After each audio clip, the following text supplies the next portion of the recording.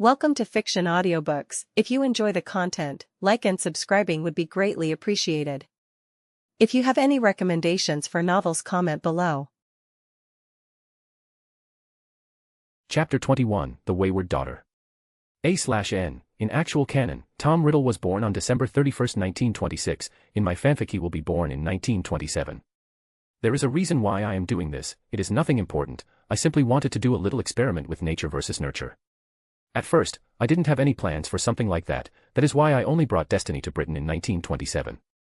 I know that I could have used some bullshit to show that Destiny found her way to the Wolves' orphanage, but the route I have taken is more viable and logical. Now, let's move on to the chapter.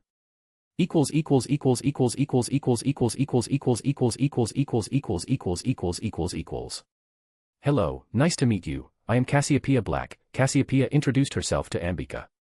Right now, Cassiopeia was feeling extremely weird. Since she was small she had been taught by her family that mudbloods don't have any place in their world and they don't have the right to learn or practice magic.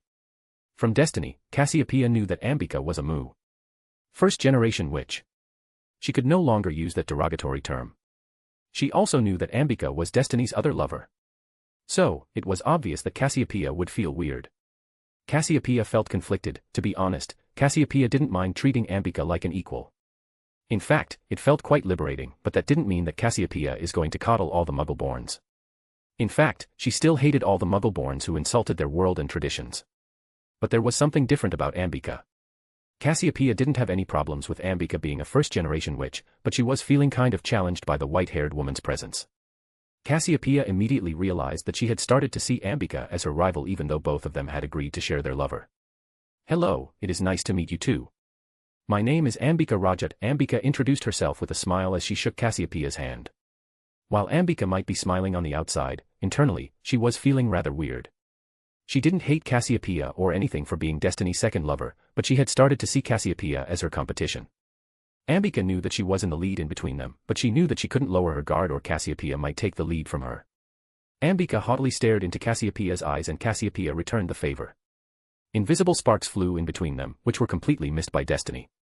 I have heard a lot about you from Destiny, I hope that we could learn more about each other, Cassiopeia said with a fake smile on her face. Of course. I would love to do the same. Ambika replied with a similar type of smile on her face. Destiny finally realized what was going on and decided to step in before spells could start flying. So, she simply stepped forward and snaked her arms around both Cassiopeia and Ambika and she pulled them closer into her arms. Both of them were quite surprised by the sudden action, but they still didn't try to resist Destiny. I am so glad that the two of you are getting along, Destiny said with a cheerful smile and pecked Ambika on the lips and then she pecked Cassiopeia on the lips. Ambika sniffed haughtily and Cassiopeia could only glare at the white-haired woman. Destiny noticed the subtle war going on in between them, but there was nothing she could do. If she had kissed Cassiopeia first, then it would have felt like she preferred Cassiopeia over Ambika. So, there was only one thing Destiny could have done. She kissed Ambika first because Ambika was her first lover. Destiny didn't want to create any sort of hierarchy in her coven, but she simply couldn't help it. She could only kiss one person at a time. I hope that the two of you can keep getting along. Friendly rivalry is good, it would help both of you improve yourselves, but I don't want a fight breaking out between you two, Destiny said in a firm tone. Destiny realized that it would do more harm than any good if she asked them to stop their subtle war. If Destiny would have done that, then the two of them would have simply kept hating the other on the inside and it might have turned into something violent in the future. But, if the two of them released that hatred in a form of friendly rivalry, there was a chance that they might form a special type of bond between themselves and they will also learn how to improve themselves since they would want to do better than their rival. That is Destiny decided to take a firm stance from the start. Both Ambika and Cassiopeia looked abashed after hearing Destiny's words. Ambika and Cassiopeia looked at each other for a moment and the two of them immediately came to an understanding. The two of them gave each other a curt nod and then they turned towards Destiny. We will keep that in mind, the two of them said chorused at the same time and Destiny beamed at the two of them. So, once again she pecked the two of them on the lips, and once again, she started with Ambika. This time, neither Ambika nor Cassiopeia reacted like the last time. Good, at least, they are giving it a try, Destiny mused internally when she noticed their reaction. She finally let the two of them go. Cassiopeia, do you want to have dinner with us? Destiny asked while looking at Cassiopeia. Yes, I would love that. At first, Cassiopeia was slightly taken aback by the sudden offer, but she happily accepted the invitation. That is when she remembered something very important. Oh. Before I forget again, I have found Merapi Gaunt, Cassiopeia revealed with a praise me look on her face. Destiny immediately grinned in excitement. Is that so? Destiny asked, though it was a rhetorical question. Cassiopeia immediately nodded her head. Good work, Cassie. Destiny praised Cassiopeia and the green-eyed witch beamed at the compliment. After that, Destiny turned towards Ambika. It seems that dinner would have to wait, Destiny said, and Ambika simply nodded her head in acknowledgement. So, where is she? Destiny asked in an amused tone as she turned towards Cassiopeia. She is in Black Tower, it is the ancestral castle of the Black family, Cassiopeia explained, and Destiny immediately started to wonder if the Blacks lived in a tower, but castles are also referred to as towers. So, it might be a castle too. We have also captured her muggle toy, Cassiopeia revealed with a lot of disdain in her voice. Destiny raised her eyebrows in interest. Oh, is that so? Then we shouldn't keep them waiting. Do you want to accompany us, Ambika? Destiny asked as she turned towards Ambika. The white-haired witch simply gave her a curt nod. Destiny then turned back towards Cassiopeia. Good. Then, let's go, Destiny said, and Cassiopeia immediately extended her hand towards Destiny. Destiny placed her other hand on Ambika's shoulder, and with her other hand, she accepted Cassiopeia's offered limb. Moments later, the three of them were gone with a loud crack. The three of them appeared in front of a castle. It was a castle, but calling it a castle is kind of stretching it too much. At most, it was just a mansion. Ambika, grab my hand, Cassiopeia turned back and said while looking at Ambika. The white-haired witch simply raised her brows in curiosity. Cassiopeia understood what Ambika wanted to ask, so she decided to explain before Ambika could ask the question. To pass the wards you need to be in physical contact with a member of our family or you won't be able to cross the wards. Imperius curse or any type of mind-altering curses would be rendered useless. Until Lord Black keys you to the wards, this is the only way, Cassiopeia explained with a shrug. Sweet. Destiny exclaimed in excitement. This was the first time she was hearing about wards like this. I wonder if Sirius will show me the ward scheme or not, Destiny mused inside her mind. She was sure that she could do a lot of useful things with a ward scheme like this. Cassiopeia finally led both Destiny and Ambika through the wards. Destiny felt the wards wash over her body and magic, and she was quite impressed with the strength of the wards. The wards weren't anything Destiny couldn't overpower, but these wards were one of the strongest wards Destiny had ever seen. Prominent family indeed. After they were finally past the ward scheme, Cassiopeia let go of their hands. The three of them quickly approached the pair of massive doors in front of the house. Cassiopeia pulled out her wand and pointed it towards the pair of massive doors. Toujours per, Cassiopeia muttered and flicked her wand at the door. The massive doors opened up with a loud clang. The interior of the mansion was quite extremely luxurious. Well, Destiny didn't expect anything else from one of the richest pure-blood families of magical Britain, though Destiny wondered how much gold the Black family must have to spend to decorate the interior of their house in such a manner. You mentioned that this is the ancestral house of Black family, right? Destiny asked, and Cassiopeia gave her a nod. Then do you have any idea how old the Black Tower is? Destiny asked curiously as the three witches kept walking down the hall. Since Destiny and Ambika were busy looking around, Cassiopeia was also walking slowly so that she could walk beside them. The exact date isn't mentioned, but Black Tower is nearly 6 centuries old. Previously the Black family resided in the Black Valley, but Black Valley was destroyed by Light Lord Oberon. After that the Black Tower was built by the survivors of the Black family, Cassiopeia explained, and Destiny was quite intrigued after hearing the history of the Black family. Light Lord Oberon? Destiny asked curiously. Yes, my lady. Light Lord Oberon. He was one of the worst enemies the Black family had ever faced. Greeting, Lady Grindelwald, Sirius greeted from the other end of the hall. He slowly approached the trio accompanied by his son Arcturus. Destiny slightly extended her hand towards Sirius and Arcturus. She has gotten quite used to the forms of greeting of magical Britain.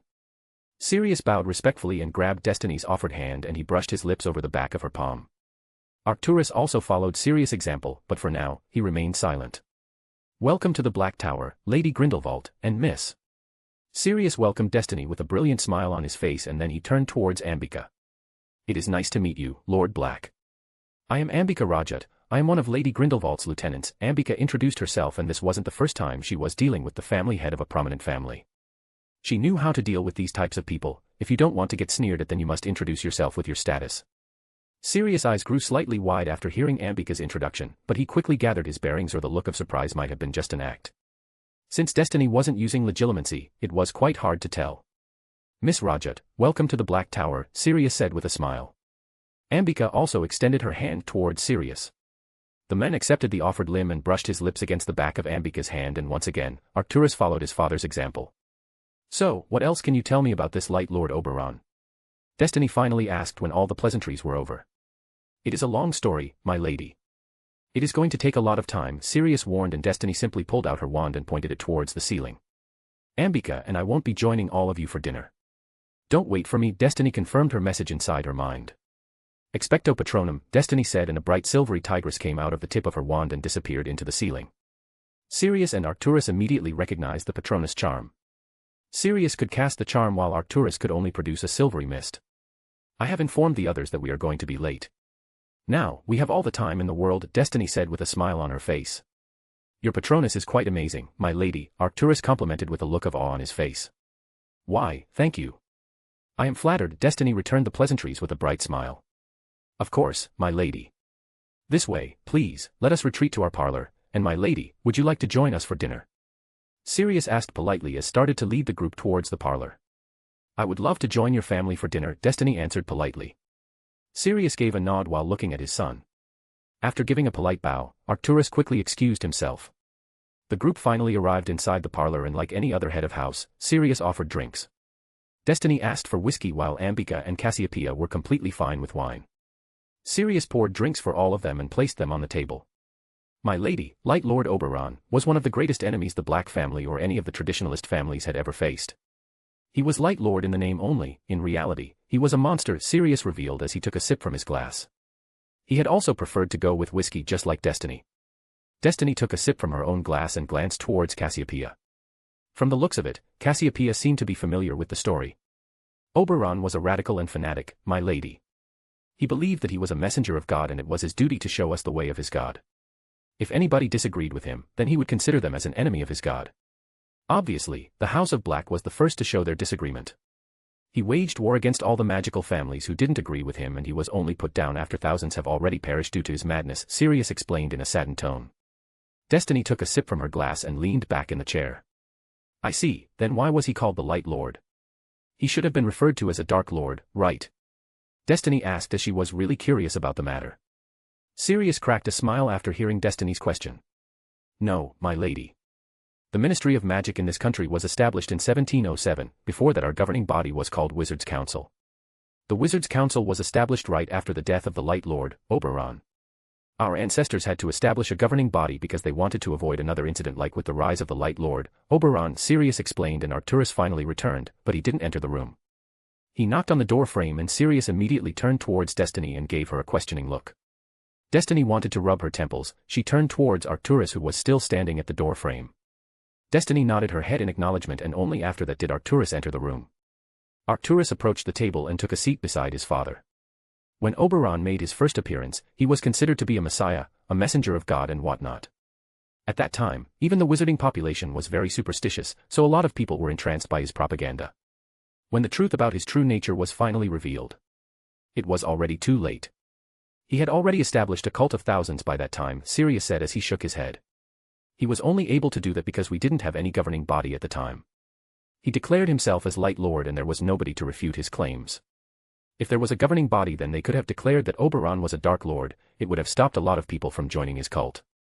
The Wizards' Council never bothered to declare Oberon to be a Dark Lord, so his name was written in the history books as Light Lord. It stuck, Sirius shrugged at the end and Destiny's eyes were shining in excitement. That is quite a story. You said that in reality, he was a monster. What did he do to earn that stigma?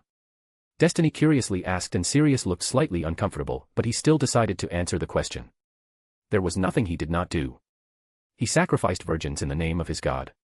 He killed babies in the name of his god and a lot more. I can't confirm any of that as history is written by the victors, but there must be a little bit of truth. It is also said that Oberon dabbled in evocation and summoned angelic beings during the Battle of Black Valley, Sirius revealed with a sigh. What is Black Valley? Destiny asked. Even though Ambika didn't say anything, she was clearly paying rapt attention to the conversation. Black Valley used to be a small magical town.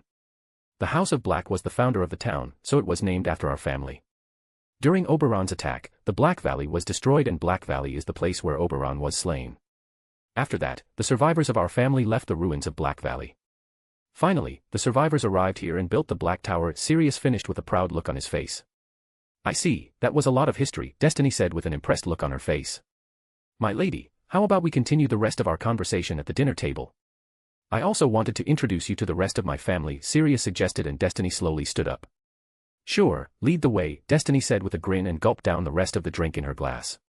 Ambika and Cassiopeia also stood up and followed Destiny out of the room. Sirius led the whole group to the dining room. Some people were already present in the dining room. Sirius gestured towards the oldest witch in the room. The witch was a lot older than Sirius. This is my aunt, Elidora Black, Sirius introduced the witch. Charmed, Destiny greeted the older witch. Elidora Black kept intently staring at Destiny. The witch might be quite old, but from the look in her eyes, it was quite clear that she must have been quite a formidable witch in her younger days. Charmed, Elidora politely returned the greeting. Then Sirius moved on to the second oldest witch in the room. This is my wife, Hesper Black nay Gamp, Sirius introduced. Charmed, Hesper greeted courteously with a small bow. Charmed, Destiny returned the greeting. Then Sirius pointed towards the witch, who seemed to be slightly older than Destiny. This is my daughter, Lycoris Black, Sirius introduced his only daughter. Charmed, my lady, Lycoris courteously greeted Destiny with a small bow and Destiny politely returned the greeting. Then Sirius finally pointed towards the youngest wizard in the room. This is my youngest son, Regulus Black, Sirius introduced. Greetings, my lady, Regulus greeted Destiny with a polite bow. Destiny politely returned the greeting and after that, Destiny introduced Ambika to everyone. When the pleasantries were finally over, everyone sat down at the table. Sirius tried to offer the position of head at the table to Destiny, but she politely refused. Sometimes, it was too bothersome to deal with the pureblood families. So, what do you plan to do with the Muggles? All of a sudden, Elidora Black asked when the dinner was almost done. The magical contract Sirius and the other Blacks have signed allows them to reveal about Destiny and their cause to their family members, meaning anyone who has the last name Black and if the said family member is ready to swear a secrecy oath. It was quite clear that the members of Sirius House already knew about Destiny and her cause. We can't kill all of them, that is for sure. We need first-generation wizards and witches if we want to continue our world, Destiny revealed after a few seconds of contemplation. I see. When my nephew told me how Muggleborns were necessary for our continued existence, I was quite surprised and outraged, but when he elaborated his reason, I couldn't help but agree with him. This is the first time someone had decided to see the problem from your angle, Elidora explained slowly. Destiny simply kept listening to her while twirling her wine glass in her hand. The others were also done with their food, so they were also listening to her. Though there is a problem. How can you be sure that Muggleborns aren't going to sell us out to the Muggles? Elidora questioned as her eyes bore into Destiny's eyes. Any lesser witch would have flinched, but Destiny was simply amused. True, what you just said is a problem. There are a lot of Muggleborns who would sell us out to the Muggles if they learned what I am planning to do, but there are a lot of Muggleborns who loathe the Muggle world. We will scout for them and only the Muggleborns of the latter category would be welcomed into the ministry. Destiny explained with a soft smile on her face. I will sow discord among the Muggleborns if some of the Muggleborns are being welcomed into the ministry while the others aren't, the Muggleborns would lose any leg for complaints. Slowly, we would bring those abused Muggleborns into our fold and they would agree with us that the Muggles are vermins of this world, Destiny finished with a grin on her face. I see. Though I wonder how you are going to locate the Muggleborns who hate the Muggles. Elidora questioned curiously and Destiny softly chuckled after hearing the question. I have already asked for serious help regarding that. With serious help, I will get a couple of my agents into the Obliviator squad and the improper use of magic office. From there I will be easily able to get the location of all the Muggleborns. The Obliviator squad knows which children are being abused. We simply keep an eye on them and as soon as they arrive in our world, we recruit them or we recruit them after they graduate from Hogwarts. Destiny explained her plan and everyone inside the room, besides Ambika, was quite impressed. And what if those Muggles kill those magical children before they could receive their Hogwarts letter? Once again, Elidora questioned. If the abuse is too severe then we would simply grab them before those filthy vermins could carry out such an atrocity, but I am not arrogant enough to think that we would be able to always reach on time. If a child dies, then I will make an example out of those Muggles, Destiny said in a determined tone. Elidora nodded her head with an impressed look on her face. There is only one more thing I wanted to ask about, Elidora said and Destiny simply gestured her to continue. There are lots of Muggles who refuse to send their children to Hogwarts. What are you going to do to them? Elidora asked with a raised eyebrow. Once again, we will grab them. The Obliviator's squad has information on all the Muggleborns. So, they will know if a Muggleborn decided against attending Hogwarts. We pay them a visit and if we discover that the child is abused, we take him or her from those monsters, Destiny answered and Elidora smiled brightly after hearing Destiny's answer. Serious, you are going to support her with anything she needs. Spare no expenses, we have a lot of gold rotting in our vaults, it is about bloody time we use them for something good. Elidora declared with a glint of madness in her eyes. Sirius started to laugh after hearing his aunt's words. I have already planned to do that, Sirius declared with a grin on his face, and Elidora stared at Sirius with a proud look on her face. Destiny realized that the members of the Black family might be more than slightly unhinged, and the Black madness was nothing to scoff at. Line break. Sirius led Destiny and her entourage towards the dungeons, that is where Merope Gaunt along with her muggle toy was being kept. Both of them were being kept in separate cells which have been silenced so that they couldn't talk with each other. Sirius wanted the two of them to be distraught and scared. He also wanted to curse that filthy muggle until he died, but he refrained from doing that since Lady Grindelwald might have some use for him. She is here, Sirius said while pointing towards a metal door. It took Destiny only a second to ascertain all the enchantments on the door. With a wave of her hand, Destiny opened the door. The door swung open with a loud creak and Sirius' eyes grew wide in surprise. He wondered how Destiny was able to unlock the door when it needed a specific countercurse to open the door. Some shuffling sounds were heard from inside the cell. Please. Please. Let me go. I don't have anything valuable. Destiny peered into the room and found that the woman she had been looking for was backed into the wall. She was already begging for her life with her hands joined in front of her. Her eyes were filled with unshed tears. The woman was still wearing the locket of Slytherin around her neck. Hand me the locket, Destiny said without wasting any time. The woman against the wall immediately froze, she was still begging for her life. She looked down and clutched the locket with her hands. Why will G give you the locket if you promise to let us go? The woman stuttered out fearfully and Destiny simply inclined her head. You are in no position to make any demands. It seems that you need to be shown your place, Sirius bit out arrogantly and pointed his wand towards the woman. The woman cowered in fear, but before Sirius could curse her, Destiny placed a hand over his wrist and lowered his hand. Sirius turned towards Destiny and tucked away his wand as he understood what Destiny wanted. There is no need for that, Destiny said and flicked her finger in a summoning gesture. Merope Gaunt gasped in shock and fear as she found herself being levitated towards the crimson-haired woman. Her eyes were wide as saucers as she simply couldn't believe that the woman in front of her was casting magic without a wand. To be honest, Merope had never been so scared until now. She had no idea why these people had captured her and Tom. Yes, the woman had asked for her necklace, but it wasn't anything special, right? Merope finally stopped going forward, but she was still levitating in the air. Merope was probably only a few inches away from the crimson-haired woman. Merope had tried to bargain the locket they wanted for their freedom, but it had obviously backfired. Merope's mouth went dry when the crimson-haired woman raised her hand. She heard a soft click from her back and the locket around her neck was unclasped. Merope could only watch in complete awe and horror as the locket floated into the woman's waiting hand. Destiny narrowed her eyes and inspected the locket. Once again, Merope was surprised to her core when the woman hissed at the locket and it opened up. She is a Parselmouth, but how? Merope wondered in fear. She was pretty familiar with the language of snakes as her father and brother usually talked in the language of snakes even though she couldn't understand a single thing. Destiny closed the locket with a snap and threw it towards Ambika. The said witch deftly caught the locket and shoved it inside one of her pockets. Destiny finally raised her head and looked at the woman floating in front of her. Merope Gaunt. Destiny muttered her name and Merope felt her heart clench in fear. Destiny quickly cast a diagnostic charm on Merope to see if the woman was a witch or not. The woman was barely a witch, just barely. She would exhaust her magical core if she had to cast a Lumos for more than 2 or 3 minutes. It is no surprise that everyone passed her off as a squib. Though there was something that surprised Destiny. The woman was pregnant and the child was magical. She was barely somewhere around 1 month along, so Destiny was unable to get an accurate reading on the child, but the child was magical. There was no doubt in it. You are pregnant with a magical child, Destiny said, surprising everyone in the room and Merope's fears increased several folds. Please not my child. Please. Once again Merope started to beg, but moments later, much to her growing horror, she found herself unable to speak. She could only plead with her eyes, so she finally allowed herself to cry and she started to shake her head with a pleading look on her face, but Destiny remained unfazed. I will give you 2 choices. First, you will be coming with me and I will be binding the filthy muggle to you as a slave. Second, I will put you into a magical coma during your pregnancy and as soon as the child is born I will dispose of you. Oh, if you chose the second option then I will be also killing your muggle toy, Destiny explained with a soft smile on her face. Now remember, either option is non-negotiable. So, you should choose wisely. I will allow you to speak, but if you try to beg or plead then I will consider that you decided to go with the second option, Destiny explained and continued to smile. Now, Merope had a completely resigned look on her face. So, what is your choice?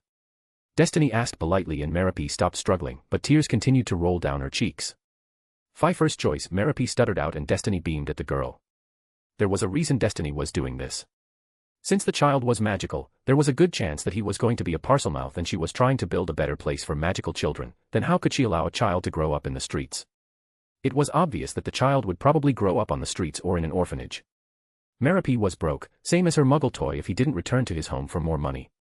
Destiny had looked through Merope's unprotected mind. Since she was being gentle, Merope didn't even notice. So, Destiny knew that Merope had run out of love potions and she was planning to see how Tom reacted to her. She was hoping that he would stay with her because she had become pregnant with his child. Destiny had to stop herself from rolling her eyes. She was yet to see the muggle with her own eyes, but she already knew how the filth was going to react. Then Destiny also discovered that Merope was planning to see the locket of Slytherin, and since she didn't know what it was, she would have ended up selling it for something meager. Hence the child would have ended up in the street or an orphanage. Destiny also offered to bind the muggle to Merope, so that she could keep her boy toy with him. Merope might hate her right now, but Destiny didn't care. If Merope knew what was good for her and her unborn child, then she would stay with the Crimson Knights. That is the best place for the two of them, and the muggle would basically become Merope's slave, so he wasn't of any importance. Not that he had any importance from the beginning. Good, you made a good choice, Destiny smiled, and Merope finally started to calm down. Destiny lowered Merope to the ground. Let's go and greet your toy, Destiny said with a grin and turned around. She wasn't worried about Merope attacking her from behind. Merope wouldn't do something like that because it meant risking her child. Having an unprotected mind was obviously disadvantageous. This is where the filth is being kept, Sirius said, pointing towards the opposite cell. Merope grimaced at the term being used, but there was nothing she could do or say. Merope didn't even know the identities of the people around her, and it was not that she could do anything with that information. The crimson-haired witch was obviously the leader, and she was insanely strong. That was something Merope had already realized. This time, Destiny raised her hand to open the cell. It was Sirius who unlocked the cell door with a flick of his wand. As soon as the cell door swung open, Sirius flicked his wand towards the floor, summoning the muggle from inside the cell. The muggleman was unceremoniously dumped on the floor. The men grunted in pain, and Merope immediately rushed towards the men to help him. Destiny didn't stop the woman since it was completely unnecessary. The men finally looked from the floor, and for the first time, he saw the people who had been holding them captives, but as soon as his eyes landed on Merope, he couldn't help but smile. The man's face was filled with joy when he discovered that Merope was mostly unharmed. He thought mostly because he clearly noticed the tear streaks running down Merope's cheeks. Once again, tears started to trickle down Merope's cheeks as she leaned down beside Tom. Tom Riddle was an affluent English muggle who lived in the village of Little Hangleton. He was the one son of wealthy muggles Thomas Riddle and Mary Riddle. He had grown to be an arrogant and snobbish man. Merope had become infatuated with the men after she had seen him riding by their shack on a horse. Merope's brother, Morphin, had realized Merope's interest in Tom. Her brother had told her father, and the two of them together had decided to curse the muggle to teach him a lesson. Morphin and her father, Marvolo, had been caught by Aurors and sent to Azkaban. Merope had used this chance and used all of their money to buy potion ingredients. Merope was a squib, but even squibs could easily brew potions as long as they knew what they were doing. Since Tom was a muggle, Merope didn't need to brew any potent potions. With the help of the most simplest potion, Merope was able to ensnare Tom. Merope suspected that Tom's parents would create a ruckus if it was revealed that Tom had decided to marry Merope, and her suspicions came true when Tom's parents along with the rest of the residents of Little Hangleton disapproved of their marriage. Nobody could believe that the squire's son had married the tramp's ugly daughter. The residents of the village started to suspect witchcraft or voodooism, even though they didn't have any proof. Gaunts were hated by all the residents of their village, Little Hangleton, which wasn't surprising due to the way her father and her brother treated the muggles. Several times the residents of the village had seen her father and brother hissing at each other. Additionally, Merope was also worried about her father. Her father was only sentenced to Azkaban for 6 months and he would return as soon as his sentence was over. Merope was truly afraid of what her father might do if he discovered her treachery. Yes, according to her father and her brother, she had sullied herself by marrying a muggle, and that was treachery in the eyes of her father and brother. She would have been killed off along with Tom at best, or she would have been tortured until she lost her mind. So, Merope made a decision in desperation. So, she gathered everything useful in the house, but she didn't dare to touch her family books and grimoires. The loose floorboard was protected by a curse, and she was a squib. So there was no way that she could cast the counter-curse. After that, she eloped with Tom to London. She was sure that they will be able to make a living for themselves in the big city, but it was much harder than she had thought. First of all, Merope had no idea how the muggle world worked, thanks to her upbringing. Tom was quite helpful in that regard, but he was the only son of a wealthy muggle couple, so he was quite unfit for physical labor and nobody wanted to hire Tom due to his rude and snobbish attitude. He was only polite towards Merope, and that was only due to the influence of the potions. Merope had already run out of funds and she had also run out of her love potions. She wasn't worried about the latter since she was already planning to stop using the potions. Merope believed that Tom had truly fallen in love with her, or he would at least remain with her for the sake of her unborn child. Merope was already dreaming about their future as a real family, but it was all for the naught. Merope and Tom had been caught by unknown wizards and witches and they had been brought here. Merope had also realized that they must have been captured by purebloods for whatever reason. Merope was quite familiar with how muggles and treated squibs were treated by purebloods. Her father and brother were only sentenced to Azkaban because they were poor or they could have gotten away by paying a fine. From the looks of it, the people who had captured them were quite rich, and there would be no trials if the crime wasn't discovered in the first place. Merope knew what was going to happen. They were going to bound Tom to her as a slave. She wanted him to be her beloved husband, but now, that was a fool's dream. Merope supposed that she should be at least happy over the fact that Tom was going to stay with her and with a little bit of groundwork, they could live as a family. Merope, who are these people? Tom asked in a somewhat fearful tone. He was afraid, but that didn't mean that he would cower behind Merope in fear. So, before Merope could even give him an answer, Tom turned towards the people standing over them. He hatefully sneered at them. Who are you? Why have you captured us? I will have all of you arrested for kidnapping. Tom sneered at Destiny and her group, trying to put a brave front. Merope gaped in horror and her head snapped towards Destiny to watch her reaction. Destiny slowly opened her mouth. It seems that you need to be shown your place, filth, Destiny droned with a bored look on her face and nobody was able to see how quickly Destiny drew her wand. Sanguis fiat ludum, Destiny muttered loudly and Tom immediately clutched his chest in obvious pain. Nobody even recognized the curse Destiny had used. It was obviously a pain curse, but they had no idea about what type of pain curse. This was one of the blood transfiguration curses Destiny had learned from the Library of the Unspeakables. Last week, Destiny didn't get a chance to try her new curses, but when this muggle decided to graciously volunteer, she could no longer hold herself back. Thick veins started to appear on Tom's face and with a guttural roar, Tom curled into a ball while whiting in pain. Merope knew that she couldn't cancel the curse, so she did the only thing she could have done at this moment. She threw herself at the feet of Destiny. Please, my lady, please. He didn't know. I would teach him. I will keep him on a tight leash, my lady. Please forgive him. Merope started to beg.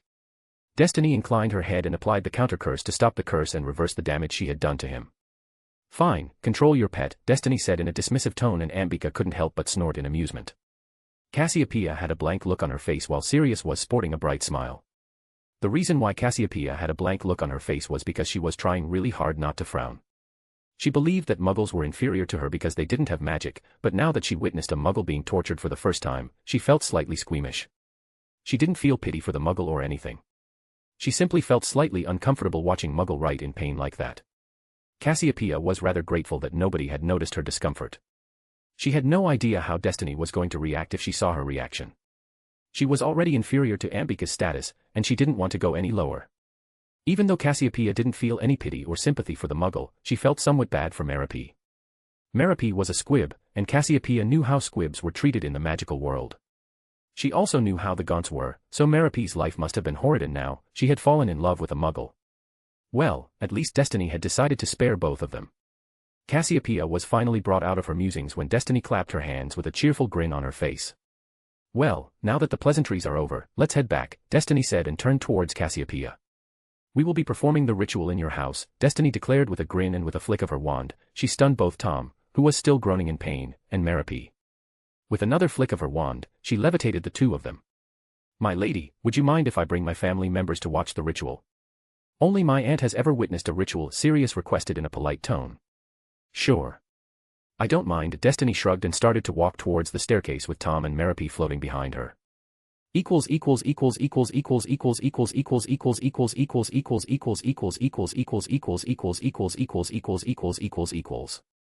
Up to 2 advanced chapters on my Patreon.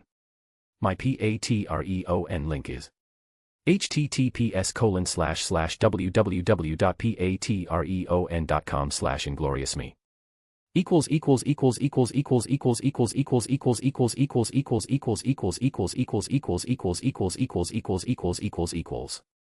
7226 words in this chapter. My Discord server, https://discord.gg/vq6rpaqvys. Chapter 22, A Bone to Pick. Destiny sliced Merope's palm and held it over the goblet she was holding in her hand. Merope hissed in pain when Destiny sliced her hand, and she wanted to scream when Destiny forcefully held her hand over the goblet. Merope knew that she couldn't fight or protest, so she simply decided to go with the flow as there was nothing she could do to get out of this predicament. Destiny was finally done collecting Merope's blood, so she moved the goblet using a wandless levitation charm. She traced a finger over Merope's wounded palm, and the wound on Merope's palm disappeared like it was never there. After that, Destiny snapped her fingers and vanished all the blood outside the goblet. Once again Destiny wandlessly levitated the goblet filled with blood, and she slowly approached Tom, who was kneeling on the ground in between a ritual matrix. Destiny levitated the goblet over the kneeling men. She slowly tipped the goblet and poured the contents of the goblet over Tom's head. Tom was placed under Destiny's imperious curse, so he didn't even complain. Destiny flicked her hand and vanished the goblet. She pulled out her wand and placed it on the ritual matrix. Without wasting any more time, Destiny started to channel her magic into the ritual matrix. The matrix started to glow brightly and a glowing ring formed around Tom's neck. Moments later, the ritual matrix disappeared. Now, instead of a glowing ring, there was a black band around Tom's neck. That was the mark of a slave. Well, that's that, Destiny cheered as she clapped her hands. She turned around towards Ambika. Ambika, why don't you show Merope and her slave where they are going to stay? Destiny said, and Merope was already making her way towards her Tom. Destiny finally dismissed the imperious curse and Tom slumped over and passed out. Of course, my lady, Ambika said in a respectful tone, and she turned towards Merope and Tom. With a flick of her wand, Ambika levitated the men. She started to lead the two of them without giving Merope a chance to say anything. Merope. Destiny called out, making Ambika and Merope stop. It goes without saying that if you try anything then I will bury you along with your toy, Destiny said in a neutral tone with her eyes glowing eerily. Even if Merope was planning something, all of that left her mind in an instant. It just wasn't Merope. Everyone who witnessed the sight shuddered in fear. None of them except for Ambika and Cassiopeia had ever sensed the raw magical power of this magnitude. Sirius cursed inside his mind, and he was really glad that he had decided to join their cause. Sirius' respect for Destiny increased by several folds. He looked at his family members and they were also staring at Destiny with awe and respect on their faces. Merope could only nod her head. Ambika finally led Merope and her slave towards the quarter. The ritual Destiny had used was quite flexible. She could have transformed Tom's whole personality if she wanted, but she decided not to do that just for the sake of it. If she had done that then Tom would have served Merope willingly, but where is the fun in that? Tom was a muggle, so his opinion didn't matter, and if Merope was smart, she would learn how to keep her dog on a leash, and Destiny wasn't a fool, so she had added a couple of security measures in the ritual. If Tom tried to hurt anyone magical, then he would die due to cardiac arrest, and the same will happen if Tom tries to leave the ward line with the intention of running away. After that, Destiny turned towards Sirius. Sirius, how quickly can you arrange a meeting between families who are likely to join our cause? Destiny asked in a chirpy tone, changing her whole personality. I could arrange that meeting in a week, Sirius answered, and Destiny hummed with a thoughtful look on her face. Then do so, but be careful not to make too much noise. I don't want the Aurors realizing anything, Destiny said in a firm tone, and Sirius gave her a respectful bow. After bidding farewell, Sirius finally left along with his family, leaving behind only Cassiopeia. The ritual was quite impressive. I am sure that everyone was quite impressed, especially when you decided to release your raw magical power, Cassiopeia said with a soft smile on her face. Destiny simply smirked after hearing her words. Then I am glad. Destiny trailed off. Cassiopeia, I might not be able to join you tonight, so don't wait for me. I have something important to do, Destiny said, and Cassiopeia wasn't happy after hearing Destiny's words, but she could only nod her head in understanding, even if reluctantly. Destiny smiled softly and leaned down. She gently captured Cassiopeia's lips and the green-eyed which simply melted into the kiss as she wrapped her arms around Destiny's back and pulled her closer. Destiny smiled in the kiss as she continued to make out with Cassiopeia. After a couple of minutes, Destiny and Cassiopeia finally separated from each. Both Destiny and Cassiopeia had flushed looks on their faces when they separated. Cassiopeia's eyes were clouded with lust, but she knew that Destiny had to leave, so she could only release a longing sigh. Destiny chuckled and caressed Cassiopeia's cheek. She knew how the other girl was feeling because she was feeling it too, but she really did have something to do. Ah, there was something else I wanted to talk about. It would only take a couple of minutes maybe, Cassiopeia requested with an almost pleading look on her face. Yeah, sure. I still have some time to spare, Destiny said softly. Can you put my house under the Fidelius charm? Cassiopeia asked, and Destiny simply raised one of her delicate eyebrows as she gave Cassiopeia a questioning look. After Cassiopeia saw the questioning look on Destiny's face, she decided to elaborate. Well, I have been thinking a lot. You see, I want my house to be perfectly safe. I am not asking you this because I have decided to join your cause. I want my house to be a secret retreat or something like that, a place where nobody could find, Cassiopeia explained, and Destiny tapped her chin. The idea did have some merit. Having a house hidden under the Fidelius charm might come in handy, and since Destiny was already planning to use the spell, a bit of practice wasn't going to hurt her. Destiny had already used the modified version of Fidelius charm to hide something, but it wasn't anything big like a house, and Cassiopeia's house was quite big. She had emptied a bit more than a quarter of her magical core to cast the spell. Destiny was planning to hide her identity, so obviously it was going to consume a lot more magic. So before attempting to hide her identity, she decided that attempting to hide something else like Cassiopeia's house would be a good practice. She had no idea how her identity was supposed to be compared with a house, but she guessed that a house would at least require more magic than the initial thing she has used the charm to hide. Sure, if that is what you want, but I won't be able to do it this week, maybe next week. Destiny suggested, and Cassiopeia nodded her head with a beaming smile on her face. Okay, good night. Destiny pecked Cassiopeia on her lips and operated away. Destiny appeared inside Ambika's tent and found the white-haired witch brushing her hair while sitting in front of a mirror. Ambika had already noticed Destiny's arrival in the mirror. Ambika, I am finally starting the last stage of giving my magic a will. Do you want to accompany me? Destiny asked, and Ambika immediately shot up from her seat and whirled around on her feet. Really? I wouldn't miss it for anything in the world, Ambika cheered loudly.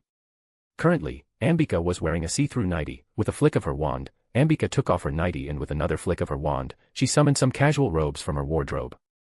Destiny licked her lips when Ambika decided to flash Destiny with her natural beauty. Internally, Ambika giggled as she didn't miss Destiny's reaction. Without wasting much time, Ambika quickly put on her robes. Destiny might have agreed to make Cassiopeia a coven member, but that didn't mean that she trusted Cassiopeia blindly like she trusted Ambika.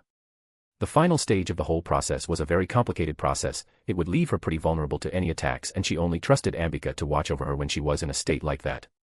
I am done, let's go, Ambika called out as she strode towards Destiny. As soon as Ambika arrived in front of Destiny, she extended her hand toward the crimson-haired woman. Destiny accepted the offered limb, and after only a moment, both of them disapparated with a soft crack. Destiny and Ambika landed in front of the Bank of Scotland. The bank was obviously closed, but Unspeakables had a way of entering the bank without raising any alarms. Obviously, the Unspeakables needed such a way because this was their backup library. People only needed backups in case of an emergency, and you can't predict when an emergency might pop up. Why are we in front of a Muggle bank? Ambika questioned as Destiny started to walk towards the bank. You see, I decided to pick an idea from the Unspeakables. You have read about the Unspeakables, right? Destiny asked, and Ambika simply gave her a nod, so Destiny decided to continue her explanation. The Unspeakables have set up a few backup locations for their research and library around the continent, and this is one of those locations, Destiny explained, and Ambika's eyes grew wide in surprise. You are telling me that this bank is a backup archive for the Unspeakables? Ambika questioned, and Destiny couldn't stop herself from chuckling after hearing Ambika's question. No. Not the whole bank, at least. There is a secret door protected by the strongest Muggle-repelling wards, and you need a specific code to open the door. Inside the door, there is a lone vault. The vault is booby-trapped with various types of lethal curses, though the curses won't activate if you are opening the vault using the correct method. Inside the vault, there is a staircase leading to 3 massive basement floors hidden under the bank, Destiny explained, and Ambika seemed to be pretty intrigued with this whole cloak and dagger business. So, are we going to take over that vault? Ambika questioned, but Destiny shook her head with a grin. No, we are going somewhere else, Destiny said, and led Ambika towards the storage vault section. Destiny led Ambika towards the end of the hall, which was a dead end. Ambika turned towards Destiny and gave her a questioning look. What do you see? Destiny asked with a grin, and Ambika gave her a blank look. A dead end, something I have never seen before, Ambika said in a sarcastic tone as she rolled her eyes. Ambika knew that Destiny's Notice Me Not charms were extremely strong compared to the mundane wizarding population, but there was nothing on the wall, and if there was a secret entrance, then she would have sensed it too. Even if she couldn't have looked past the Notice Me Not charm, she could have easily sensed if something was wrong with the wall or not, especially when she was standing so close to the wall. The wall was a completely normal and mundane wall, and Ambika had no idea why Destiny had brought her here. Come on, Ambika. You shouldn't be so dismissive, Destiny almost whined with an amused glint in her eyes. Ambika released a tired sigh as she rolled her eyes. Sometimes Destiny can be such a child, Ambika thought internally, and decided to humor Destiny. She might get to learn something new if there was really something in front of her, well, except for the wall. Well, there are no traces of magic on the wall, so you haven't used Notice Me Not charm on the wall, and I presume that there are no secret entrances behind the wall due to the lack of any type of wards, Ambika explained, and Destiny gave her a curt nod. And what about Muggle secret entrances? Destiny asked. Ambika opened her mouth to retort, but her retort died before it could even leave her mouth. Destiny was right, there was a possibility that Muggles have created a secret entrance behind the wall. Such things were pretty common during the Muggle War. Ambika stepped forward and touched the wall. She wasn't an expert, so she wasn't expecting to discover anything by touching the wall, but she decided to see if the wall was an illusion or not. It wasn't an illusion. Ambika pulled out her wand and cast several types of detection charms on the wall, and once again, the results came out to be negative. She turned back towards Destiny, who had a smug grin on her face. "That is just the wall," Ambika growled as she started to glare at Destiny, but before Ambika could continue her rant, Destiny decided to speak up. "Vault 217 belongs to Destiny Grindelwald," Destiny said, and all of a sudden, a circular vault door shimmered into existence from thin air. Ambika gaped like a fish out of water. She frantically shook her head to see if the vault door was an illusion or not. All of a sudden she realized that the detection charms she had used had come back positive, but she was damn sure that they came as negative, but now her mind was thinking that those charms came back as positive. How? Why? What the fuck? Ambika cursed loudly and Destiny started to snicker in amusement. "How did you do that?" Ambika blurted out with a bewildered look on her face. "Tell me, Ambika, have you ever heard of the Fidley's charm?" Destiny asked, and after thinking for a bit, Ambika shook her head. Since Ambika had never heard of Fidley's charm, Destiny decided to give her a brief description of the spell. "You can't be serious." Ambika gasped in surprise. "Is there truly a spell like that? There is no way to break the spell?" Ambika asked with an astonished look on her face. She couldn't believe that there was such an amazing spell. "Yes, but there is a tiny problem. I emptied more than a quarter of my magical core to cast the spell on this vault," Destiny pointed out, and Ambika was taken aback with a disbelieving look on her face. If Destiny had to use a quarter of her magical core to cast the spell on a simple vault, then the spell was out of her capabilities. "Wow. That is pretty understandable, I suppose. From your description, the spell is amazing as hell, so its cost must be high too," Ambika said with a thoughtful look on her face, and Destiny gave her a solemn nod. "But you forgot to mention that the spell can also manipulate minds," Ambika added, and Destiny simply raised a questioning eyebrow. "What do you mean by manipulating minds?" Destiny questioned with a curious look on her face. She hasn't read anything about this. "Well, the detection charms I cast came out as negative, but as soon as you revealed the secret to me, I knew that the detection charms I had cast came out as positive," Ambika explained, and Destiny finally understood what Ambika meant. "That's not it. Even if you accidentally stumble upon something hidden by the Fidley's charm, you won't realize what it is because you don't even know what it is. That is how the Fidley's charm is supposed to work. When you touch the wall, you clearly touch the vault door, but you felt like it was still a simple wall. Your mind couldn't comprehend the existence of the vault, since you didn't know the secret. Now, the detection charms you have used must have come out as positive, but since you didn't know the secret, your mind couldn't comprehend, but as soon as you learned the secret, you realized that the detection charms must have come positive," Destiny explained with a smile on her face. "I suppose, that is what might have happened," Ambika said with a nod of her head. Nonetheless, it was still the most impressive charm Ambika had witnessed. "Well, let's go in," Destiny said, and then she opened the vault by turning the dial on the vault door wandlessly. The vault door opened with a loud clang and the inside of the vault was completely bare. Since it was a storage vault, the inside of the vault was quite large. "I am not an expert, but I think your secret retreat is kind of empty," Ambika said dryly, and Destiny simply shrugged. "It has been only 2 days since I have used the spell on the vault," Destiny said in a dismissive manner. "I don't need any furniture for the time being," Destiny added, and with a flick of her hand, she conjured a cloth stand. The unclasped her cape and wandlessly levitated it to the stand. After hanging her cape on the stand, she started to unzip her leather bodysuit. "Why are you taking off your clothes?" "Not that I mind," Ambika muttered with a sly grin, and Destiny gave her a saucy smirk. "I am happy to please, but I am not trying to seduce you, at least, not now. The final stage of the process needs me to bathe in my own magic until I can give it a color. You see, normally our raw magic is colorless, that is why you don't see anything around me even when I am releasing my raw magic," Destiny explained, and Ambika nodded her head in understanding. "But what does it have to do with you taking off your clothes?" Ambika questioned as Destiny finally took off her leather and metal plating bodysuit. Right now, Destiny was only covered by a pair of brassiere and a pair of provocative knickers. Raw magic is chaotic in nature. It would destroy my clothes if I go over a certain limit. I don't want to ruin my clothes and my unmentionables during the process, and with the way you were staring at my ass, I can say that you like my knickers," Destiny said with a soft chuckle and unclasped her brassiere. "That I do," Ambika admitted without any shame. Since only the two of them were there, Ambika wasn't bothered by the shameless flirting. In fact, she was happy to return the favor. Destiny finally took off her knickers, and with a wave of her hand, she conjured a small bed at the side. "That is yours, you can conjure the bedding," Destiny said, and then she started to wave her hands as she started to conjure a marble tub for herself. It took her only a few seconds to conjure the tub. As soon as she was done, she climbed into the tub and turned toward Ambika. Don't come near the tub. You might get hurt. Good night, Ambika, Destiny said with a soft smile as she slowly lay down inside the tub. Good night, Destiny, and be careful please, Ambika added in a worried tone. Sure. I am going to be sore as fuck tomorrow morning, Destiny growled the last part. She slightly shifted inside the tub to make herself more comfortable, but it didn't work. She was lying inside a marble tub. It wasn't supposed to be comfortable or anything. It might have been if it was filled with warm water and she was taking a bath. Destiny took a deep breath and she finally started to release her magical power. Her eyes started to glow eerily while her hair started to blow like it was blowing in the wind. Slowly Destiny started to increase the output and she could feel the heaviness increasing. Ambika, who was standing in her initial spot, winced as Destiny started to increase the intensity of her raw magical power. Ambika was a smart woman, so she decided to be a good girl and backed away several steps, just like Destiny had suggested. Ambika wanted to stay up and witness the whole session. She wanted to feel Destiny's magic washing over her body, but she was extremely tired. She was barely standing right now. It has been a long day. They have only arrived today, and after helping around to set up the tents, Destiny had decided to abduct her and have her way with her. Well, Ambika wasn't complaining, since she did enjoy herself throughout the whole thing. Then she accompanied Destiny to the Black Tower, where they had dinner before grabbing Merope and her muggle toy. So, yes, Ambika was extremely tired. She pulled out her wand and started to conjure the bedding for herself. Ambika plopped down on the bed and she didn't even notice when she fell asleep. Meanwhile, Destiny was gritting her teeth inside the marble tub. This was much harder than she had imagined. She had never anticipated that channeling her magic in such a way was going to be so hard. She grabbed the edges of the tub, and she could feel that the tub was starting to get corroded due to her immense magic. Destiny started to use her occlumency to increase her concentration.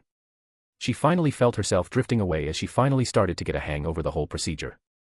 It wasn't getting any easier all of a sudden, but it was surely becoming somewhat comfortable for her. She finally stopped gritting her teeth as she continued to release her magic. Now that she was comfortable with her current magnitude, she decided to increase the output even more. Cracks started to form around the marble tab, and Destiny realized that it was probably going to break. She wasn't disappointed when the tub crumbled into small pieces of marble, but she didn't stop the process. Destiny continued to release her magic for a couple of hours in that manner.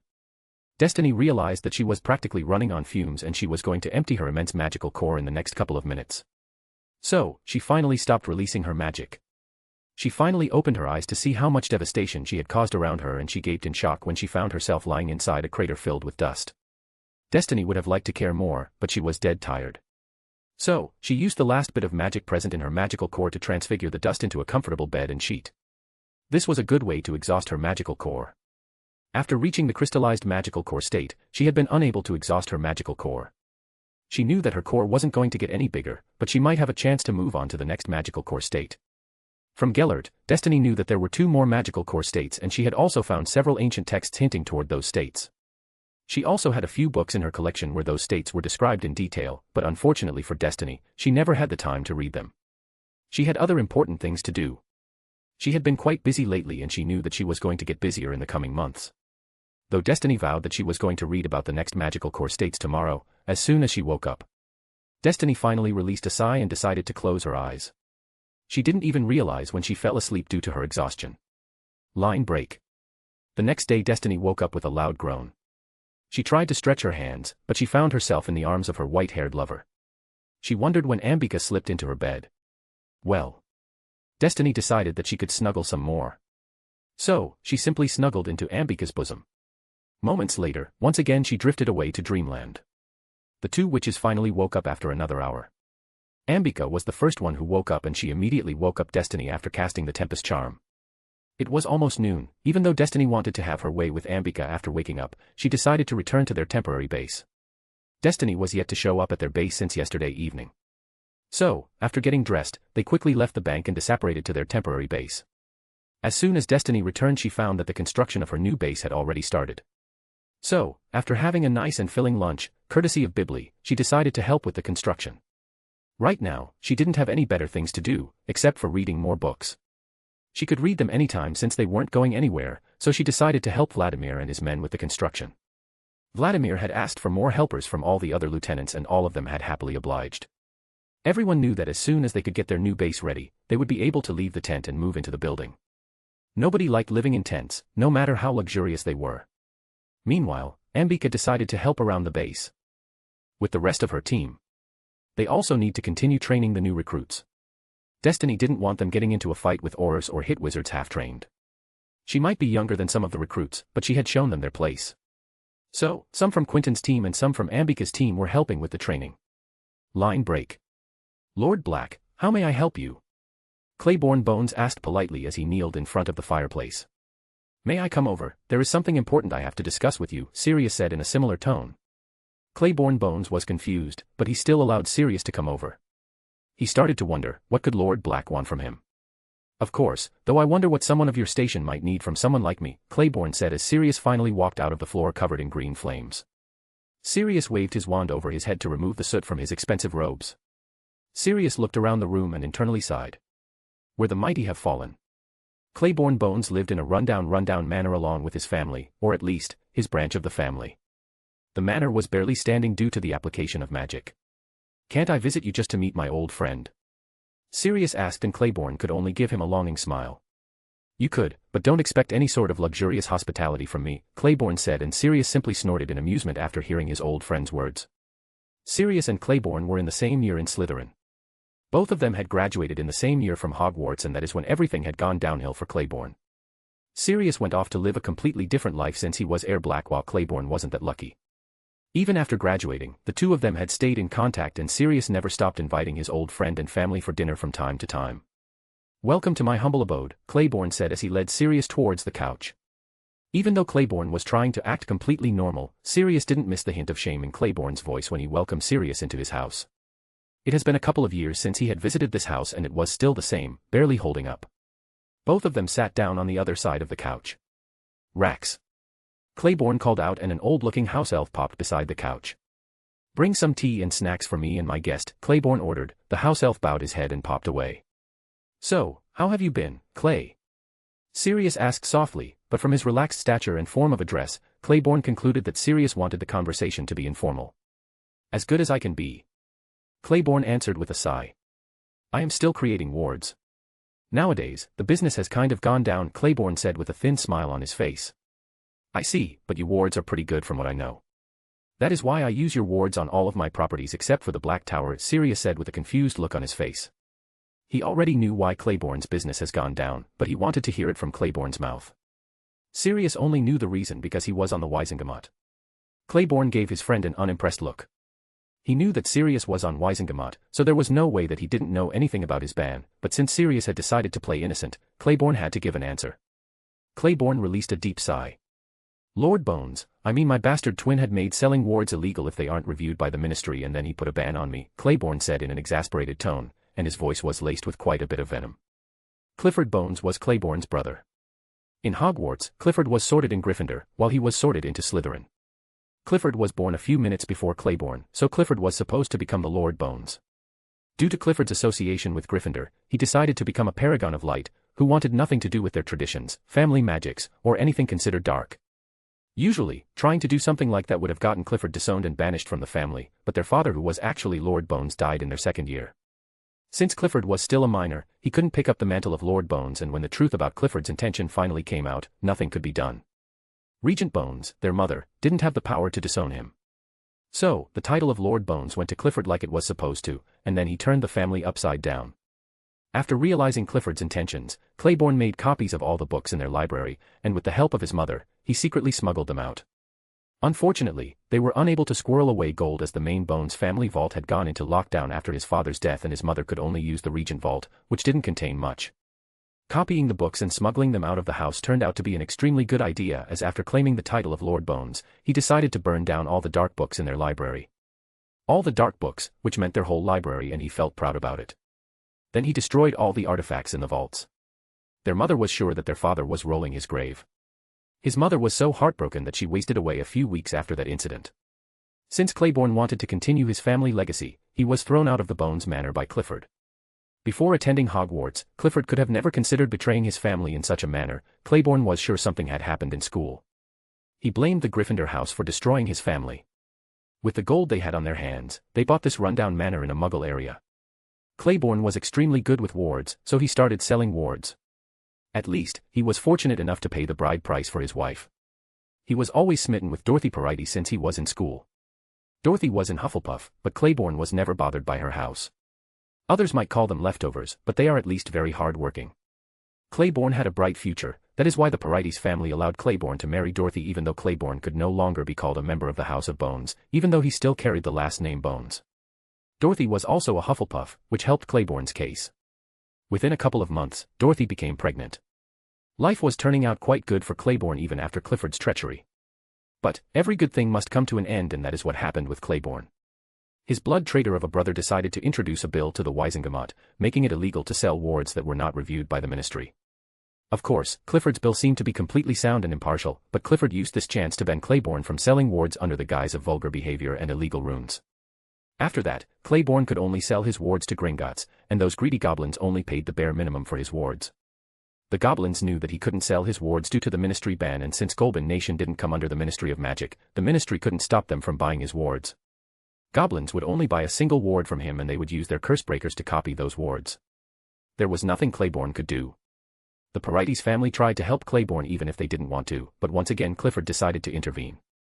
He said that if any family tried to help Claiborne then he would disown him from the Bones family. Claiborne and his family would become no-names, and no-names were considered to be lower than mudbloods in their society. During that time, Sirius had subtly helped them, but Claiborne didn't want someone's pity, so he only accepted the gold from Sirius when he said the gold was for the sake of their child. Claiborne accepted the gold, reluctantly, and it turned out to be a good idea. Finally, their daughter was born and they decided to keep the gold for their daughter's Hogwarts education. Dorothy also started to brew potions for St. Mungo's. The pay was enough to keep their family afloat, and Claiborne continued to create wards, but he stopped selling them to the greedy goblins in hope that someday he might be able to sell them at the right price. They taught their daughter everything their family was supposed to be. Once again, Dorothy became pregnant, and in the last months, she had to stop brewing, not to exert herself. So once again, Claiborne had to sell a couple of his wards to the goblins to keep their family afloat. The years had been extremely hard for them, but they withheld. Their daughter turned out to be an extremely brilliant witch, well-versed in their family magics and all, and once again Clifford decided to strike again. He wanted Claiborne and his part of the Bones family to go extinct without any progeny. Their daughter, Imogen Bones, was denied a job in the ministry. Clifford had greased some palms to stop Imogen from getting a job in the ministry, which she deserved. She was also denied getting married, as Clifford had warned them that if she married anyone then their whole family would be disowned.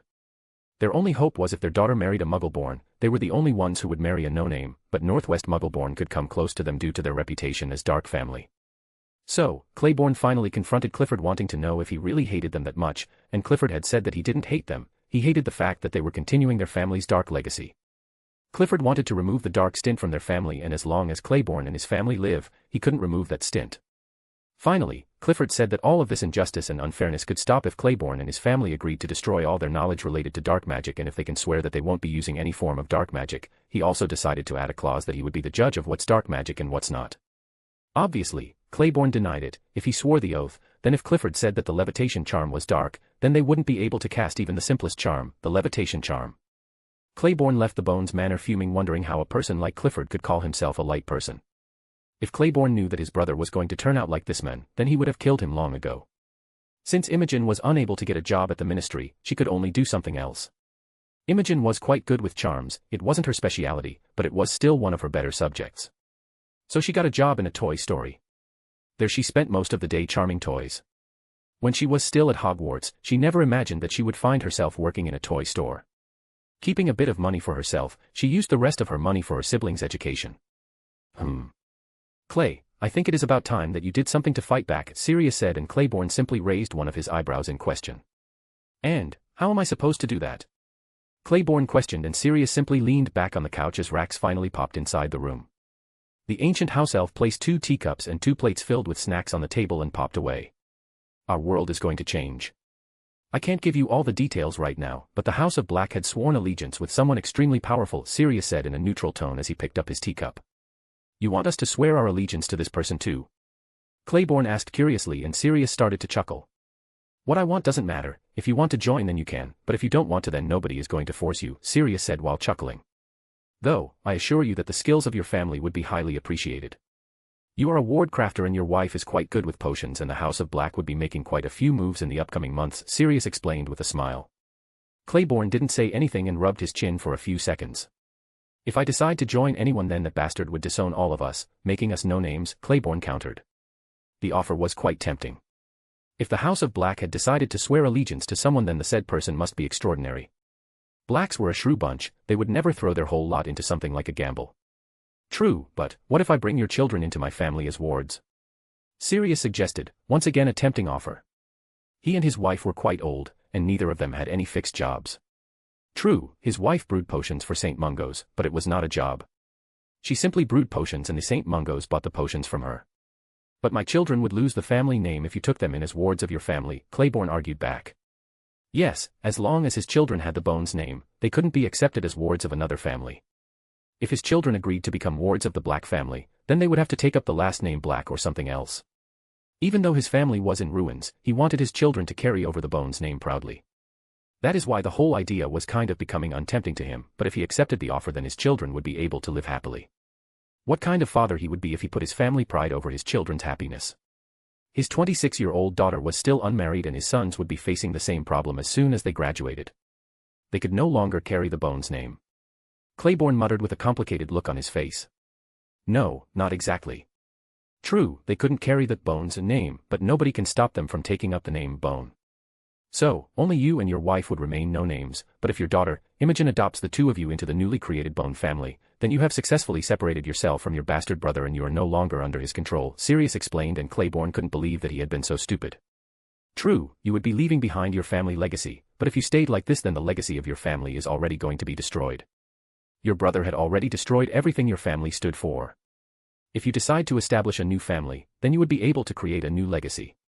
I am sure that your father and mother would have been delighted even if you were to abandon the Bones name. Sirius finished his explanation with a grin on his face. Right now, Sirius was like a devil, whispering sweet words into Claiborne's ears. Sirius didn't need to use legilimency to know that Claiborne was already sold on his idea. Claiborne had already bought the idea. He knew that his family couldn't survive like this, but if he decided to take the Bone name, then they could establish their own family. True, they would no longer have the power of Bone's family name, but it has been years since he had lost that power. Okay, we will establish a new family, Claiborne said with a small smile on his face. Yes, he had faced hardships for a lot of years, he was sure that he could face hardships for a few more years. Sirius grinned and started to pat Claiborne's shoulder.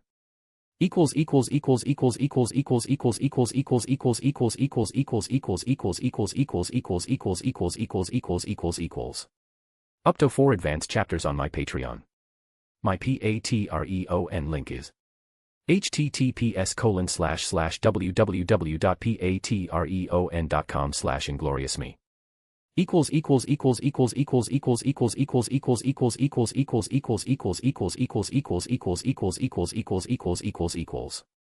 7117 words in this chapter. My Discord server, https://discord.gg/vq6rpaqvys. Chapter 23, The Secret of Bones. Imogen Bones used to be an idealist woman, but all of that changed when the reality of the world smacked her on the face with all its cruelties and unfairness. After graduating from Hogwarts, she had planned to join the ministry. With her grades, it would have been extremely easy for her. She had secured herself the second spot in her year when she graduated. After that, all of her dreams and ideals came crashing when she was denied a job in the ministry.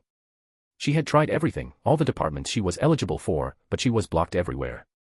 She could have easily become an Auror, Hit Wizard, or one of the Grey Cloaks. The reality was a cruel bitch and she got to witness it firsthand. The financial situation of her family was not that good, not after her bastard of an uncle had thrown out her father from their family manor. She hated that bastard with every fiber of her very being. That man was the reason why her father could no longer sell wards, that man was also the reason why they couldn't accept anyone's help. That man was also responsible for destroying her life. She knew that Clifford Bones was the reason why she couldn't get a job in the ministry, and he was also the reason she couldn't get married. That man wanted their side of the family to die off.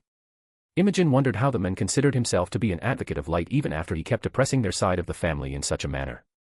That man wanted them to swear an oath saying which would allow him to control what magic they could use and what they couldn't. Imogen was glad that her father had decided not to swear that blasted oath. She would happily invite her death, instead of being under that arsehole's heel. Imogen released a sigh. Imogen had planned to work in the ministry and help her family with the money, but here she was, charming toys in a toy store.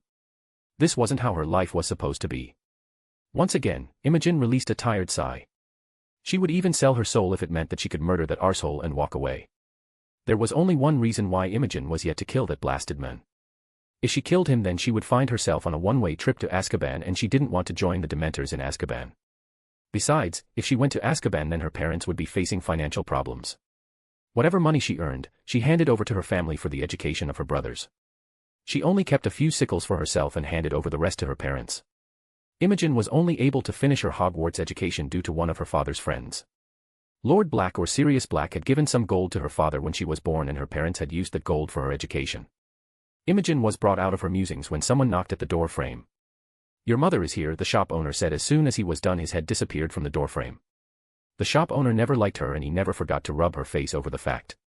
She would have been kicked out of the job if it wasn't for her good work. She was good at what she did, and she never complained about the low pay. The reason why the shop owner hated her was because he wanted to sleep with her, and she denied him. Even though Imogen was poor, she was quite beautiful. Imogen was from the Bones family, and she also carried their family traits. Image here. Like any other Bones, she was a redhead. Even though she got her hair from the Bones family, she had her mother's pale blue eyes. So Imogen Bones never failed to catch the attention of men, even though everyone maintained a healthy distance from her. Imogen was a dark witch, and she never tried to hide that fact. The Bones family were known for their dark magic, but it seemed that the Bones family was going through quite a bit of change since Clifford Bones took the mantle of Lord Bones. That is why the shop owner never tried to force himself on her, because he knew that Imogen was quite versed with dark magic. He didn't want to be cursed. He might be an opportunist pervert, but he knew when to back down. He didn't want to find himself facing the wand tip of Imogen Bones. He knew that it would end up pretty nasty for him if he found himself at the wrong end of Imogen's wand. Imogen dropped whatever she was doing and decided to see what her mother wanted. So, she quickly made her way towards the front of the store and found her mother waiting for her. The shop owner sneered at her, and Imogen had to stop herself from rolling her eyes. "Did something happen?" Imogen asked in a neutral tone. Her mother never visited, something must have happened. "Imogen, let's go outside," Dorothy said as she grabbed her daughter's hand and started to drag her out of the store before Imogen could protest. "Wait. She is still on her working hours. She can't leave just like that." The shop owner snapped, and Dorothy turned around and she gave the man a polite smile. "Well, she quits," Dorothy said sweetly and dragged her daughter out of the store. Imogen was too surprised to say anything, or she would have protested. "Wait. What's the big idea?" "I can't just quit," Imogen protested, and Dorothy simply sighed. "I know, but I assure you that you won't be needing to work on here anymore," Dorothy said as she threw a dirty look towards the toy store. What happened all of a sudden? Did that arsehole finally realize that his actions were not fitting for a paragon of light?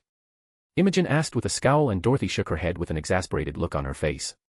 She had tried to stop her daughter from using such filthy language, but it was yet to bore her any results. "No, nothing like that. I will explain in detail, but we need to visit Gringotts before that," Dorothy said, and Imogen decided to follow her mother's lead, seeing no other options. Moments later, both of them apparat in front of Gringotts. "Now, we are here. So, what in the name of Morgana is happening?" Imogen asked with a scowl, and Dorothy simply huffed. Why couldn't her daughter act like a prim and proper lady? "Can you cast a privacy charm or something?" Dorothy asked, and Imogen nodded her head and led her mother towards the side of the street. She didn't want to have a private conversation with her mother in front of freaking Gringotts. Imogen pulled out wand and cast a couple of privacy charms to keep their conversation private. "So, what exactly happened?" Imogen asked with a raised eyebrow. "Lord Black decided to visit today, and he finally succeeded in convincing your father to establish a new family," Dorothy said, and Imogen raised her brows in interest. "Really? How?" Imogen asked. "Well, it is going to be a long process. He is going to take you and your brothers into his family as wards, with the name of Bone," Dorothy elaborated, and Imogen had to admit that their new name was quite ingenious. Even after getting a new name, they will be able to keep their association with their family legacy. "That is good and all, but he can't take you or father into the family as wards. As soon as that fucker realizes what happened, he would kick the two of you out of the family." Imogen pointed out an obvious glaring hole in their plan. Dorothy wanted to scold her daughter for her vulgar vocabulary, but she had to admit that Clifford Bones was a nasty fucker and deserved to get cursed. "We know, and we are depending on that fact. He will disown us without any doubts, and you could adopt us into the newly established Bone family. Both your father and I will no longer be no-names after that," Dorothy explained, and Imogen had to admit that it was a well-thought-out plan. "Fine, so, when are we going to do this?" Imogen asked, and Dorothy simply smiled. Once again, she grabbed her daughter's hand and started to drag her daughter towards the entrance of Gringotts. "We will do it now. Lord Black is already waiting for us in a meeting room, and your father has gone to Hogwarts to bring your brothers," Dorothy explained, and Imogen couldn't help but smile. Her life was finally about to turn around. If only she could kill that bastard, then her life would have been golden. Dorothy walked up to the counter and cleared her throat to get the goblin's attention. "Lord Black has arranged a waiting room for us," Dorothy said, and the goblin stared at her for a few seconds before the goblin spoke something in their native language. Another goblin appeared from behind the counter. "Follow me, witch," the goblin said, and started to lead Dorothy and Imogen through the halls.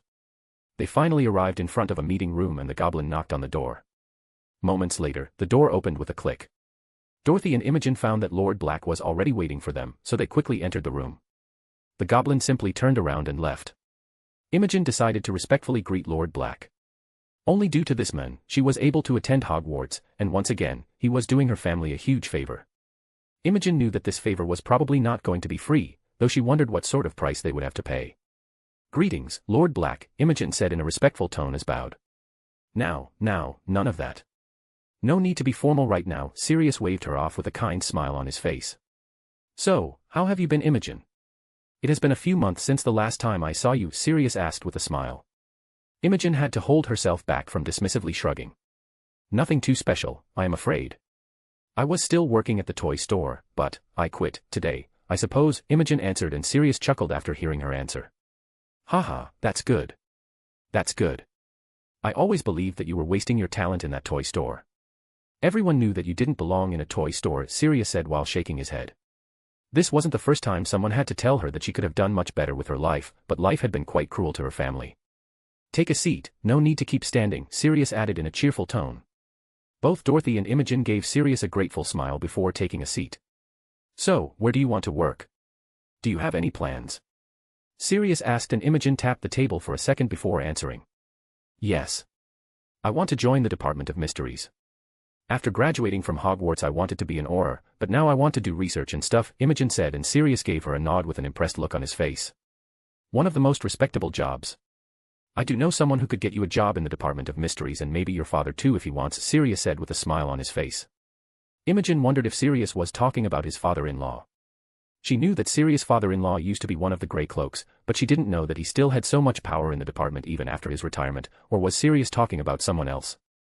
Sirius is the family head of one of the most ancient and noble houses, but even with a status like that, she was pretty sure that he didn't have any say in the working of the Department of Mysteries. The Department of Mysteries was the one and only autonomous department within the Ministry of Magic. Before Imogen could open her mouth to give a reply, the door opened with a click and her father entered the room, followed by her brothers, who were still dressed in their Hogwarts uniforms. Frederick Bones was in his 7th year and he had been named after his paternal grandfather. Just like any other Bones, he was a redhead too, with brown eyes. They didn't have any distinctive eye colors in their family. Her youngest sibling, Jasper Bones, was in his 4th year. Unlike herself and Frederick, Jasper didn't inherit the Bones hair. In fact, he inherited most of his looks from their mother. Just like their mother, he had brown hair and pale blue eyes. It has been a month since she had last seen her brothers. 1 month wasn't that long, but she doted on her brothers. "Greetings, Lord Black," Frederick was the first one to greet Sirius among her younger siblings. Then his example was followed by Jasper, who also respectfully greeted Sirius. "Clay, have you explained everything to them?" Sirius asked, and Claiborne simply gave him a sharp nod. "Good, then we can start. Let me call our family account manager. I have already taken the liberty to ask him to prepare the necessary documents," Sirius said and tapped his wand on the table. A rune glowed up, and after nearly a minute a goblin entered the room, carrying a bunch of papers. The goblin placed the documents on the table and climbed up a chair. "Lord Black, I have prepared the paper," the goblin said and handed over the documents to Sirius. The said man accepted the paper and quickly scanned through them. A bright smile appeared on his face and then he turned towards Claiborne. "Look it over," Sirius said and handed the papers to Claiborne. The man accepted the documents with a grateful nod and started to read them. As he continued to read, his eyes grew wide in surprise. Seeing the reaction of her father, Imogen became worried. She wondered what types of demands Lord Black might have made for his generosity. "Sirius, are you sure that you are okay with this?" "I mean, I am not complaining, but you aren't getting anything out of the whole ordeal?" Claiborne asked in a surprised tone. Now, Imogen and the others in the room were also surprised. Lord Black didn't want anything in return for his generosity. This seemed to be unbelievably generous. "You are my friend, Clay. I always wanted to help out you and your family," Sirius said with a warm smile on his face. Claiborne didn't know how to react, so he simply handed over the papers to his children. A pair of adoption papers were also prepared for Claiborne and Dorothy, but Claiborne decided to keep them on his person for now. He couldn't use them as long as Clifford didn't banish them from the family. Married people with children couldn't be taken in as wards by another family as long as the couple was a part of a wizarding family. It wasn't impossible or anything, but it was simply illegal. If they wanted to keep everything legal, then they needed to do everything the right way. Sirius could always grease some hands with some gold to get the charges thrown out of the office, but since they could avoid the charges in the first place, why bother creating more problems? Imogen read through the document and it was quite plain and simple. As a pureblood witch, she was taught by her parents to look for any hidden clauses or anything. There was nothing like that. It was a simple magical contract stating that she had agreed to become a ward of the Black family under the family name of Bone. Imogen was not unfamiliar with magical contracts, and she knew that she needed to use her blood to make it magically authentic. Imogen pulled out her wand and sliced her finger. She dropped a couple of drops at the bottom right corner of the contract. The contract flashed and Imogen knew that it was over. She was no longer Imogen Bones, but Imogen Bone. Not that different, but in the eyes of magic and the ministry, that was enough. She cast Episki to fix her finger. She turned towards her brothers and they were also done with contracts. Congratulations. This calls for a celebration, wouldn't you agree, Clay? Sirius asked with a smile and Claiborne couldn't help but agree with his friends. Sirius gave a sharp nod and turned towards the lone goblin in the room. May I borrow this? Sirius asked, pointing towards a quill. The goblin shrugged and handed over the quill to Sirius. Sirius tapped the quill with his wand. Portus Sirius charmed the quill into a portkey. Good, let's not waste any more time, Sirius said as he got up from his seat. Since Gringotts were protected by strong anti-apparition and anti-portkey wards, they needed to leave the Gringotts premises to use the portkey. While Sirius was in the front, Imogen decided to greet her brothers. How is school? Imogen asked and Frederick simply sighed. Troublesome, recently the spat between Slytherins and Gryffindors is reaching new heights, Frederick said with a shake of his head. Just like his father, Frederick had been sorted into Slytherin, while Jasper, like Imogen, had been sorted into Ravenclaw. Really? Imogen asked curiously. There always has been a tension between Gryffindors and Slytherins but the professors had never allowed it to reach out of hand, Imogen stated with a thoughtful look on her face. That is why Ravenclaw is much better, Jasper chipped in from the back with a smug grin on his face. Frederick simply rolled his eyes at his younger brother's antics. True, Imogen added with an amused grin, but this time Frederick didn't roll his eyes. No matter how much I hate to admit this, the two of you are right. It would have been much better if I had gone to Ravenclaw. I could have at least avoided the tension between Gryffindors and Slytherins, Frederick said with a sigh while shaking his head. Then he turned towards Imogen. I don't know how the situation was during your time at Hogwarts, but the situation is quite bad right now. Two of the professors are openly biased towards the Gryffindors, Frederick said in an exasperated tone and Imogen's eyes grew wide in surprise. Really? Imogen questioned while looking at her brothers. Both Frederick and Jasper nodded their heads. Who? When I was at Hogwarts, I knew that Albus Dumbledore was slightly biased towards Gryffindors, but he never showed it openly, Imogen said in a longing tone as she remembered her time in the school. Yes, he is the one and the other one is Minerva McGonagall, Jasper was the one who answered Imogen's question. When I was at Hogwarts she was quite nice. In fact, I had seen her multiple times helping Slytherins. It seems that she wasn't as good as I believed, Imogen said in a disappointed tone while shaking her head. She did have quite fond memories of the young Transfiguration professor. Well, everyone, grab a hold, Sirius said as he held out the quill. The whole group was finally out of Gringotts. When everyone was in contact with the quill, Sirius decided to add a few more words before activating the portkey. We are going to be meeting an extremely powerful person, so remember to be respectful around them, Sirius said with a serious look on his face. His callous and cheerful visage was completely gone. Though before anyone could make any comments, Sirius decided to activate the portkey.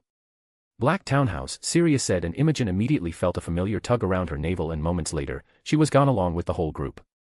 Line break, a couple of hours before the Bone family was established. Cassiopeia Black reread the small letter in her hand. To be honest, she had no idea if it was even her place to give a reply or not. After a few seconds of contemplation, Cassiopeia decided that it would be better if she showed the letter to Destiny. After all, her uncle was bringing a family to meet Lady Grindelwald. She also didn't know if Destiny would be pleased or displeased. So, Cassiopeia quickly left her house and made her way toward the temporary base of Destiny's army. For a moment, she played with the idea of sending Dinky to hand over the letter to Destiny, but she finally decided that it would be much better if she took the letter herself.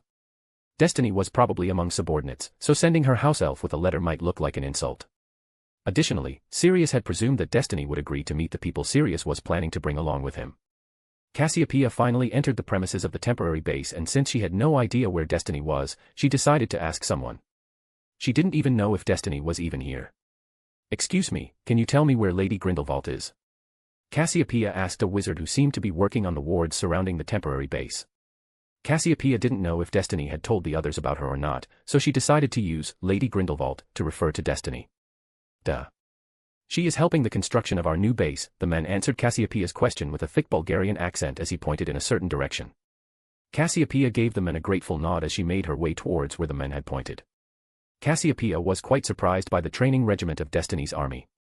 She wondered if the Aurors and Hit Wizards were also trained in such a manner. Well, Cassiopeia never wanted to be an Auror or Hit Wizard. Technically the term should have been Hit Witch, but since none of the witches complained, it wasn't her place to complain.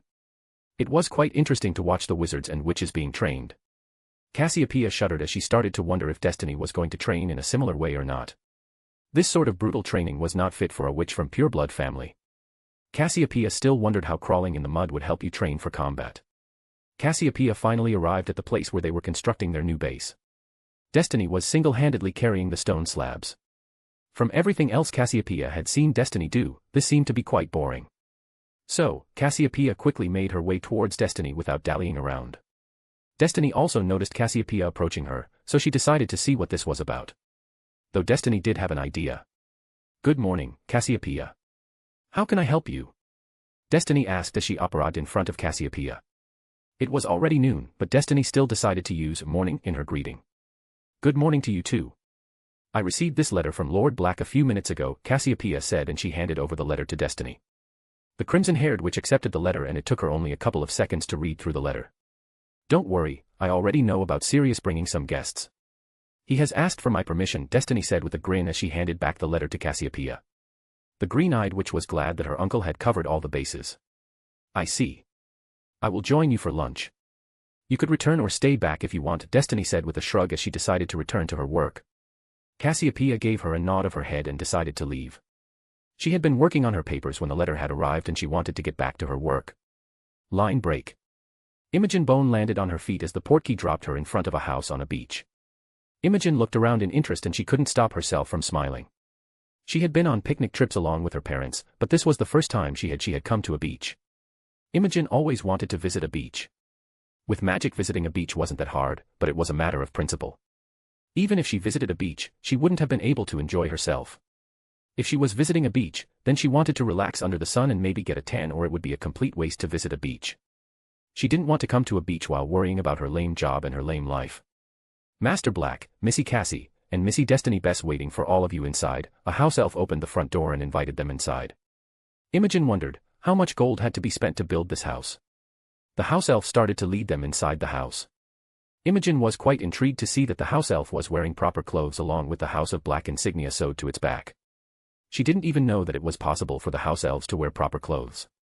She might have to push her father to ask Lord Black how he achieved such a feat without breaking the bond.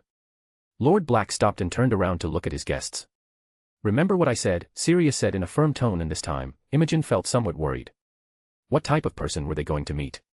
Lord Black had said extremely powerful. She believed that the person they were about to meet was going to be politically strong and not magically. "Who are we going to meet?" Claiborne asked curiously. He was also worried, but it was due to a completely different matter. He knew that his friend was one of the strongest politicians, and he had revealed that he had allied himself with someone strong. "You will know," Sirius said with a smile and led the group towards the dining hall. They entered the dining hall and found a black-haired witch sitting near the open wall while staring at the C.M. Then her eyes landed on the other witch inside the room. She was standing beside the black-haired witch and she was also staring at the beach. The witch who was standing must have noticed their arrival, so she turned around in a swift motion. For the first time, Imogen realized that she might have a thing for witches too. The witch was extremely beautiful, but her weird clothes accentuated her beauty even more. Unlike everyone else in the room, the witch was dressed in a leather and metal plating bodysuit. Weird, but extremely beautiful.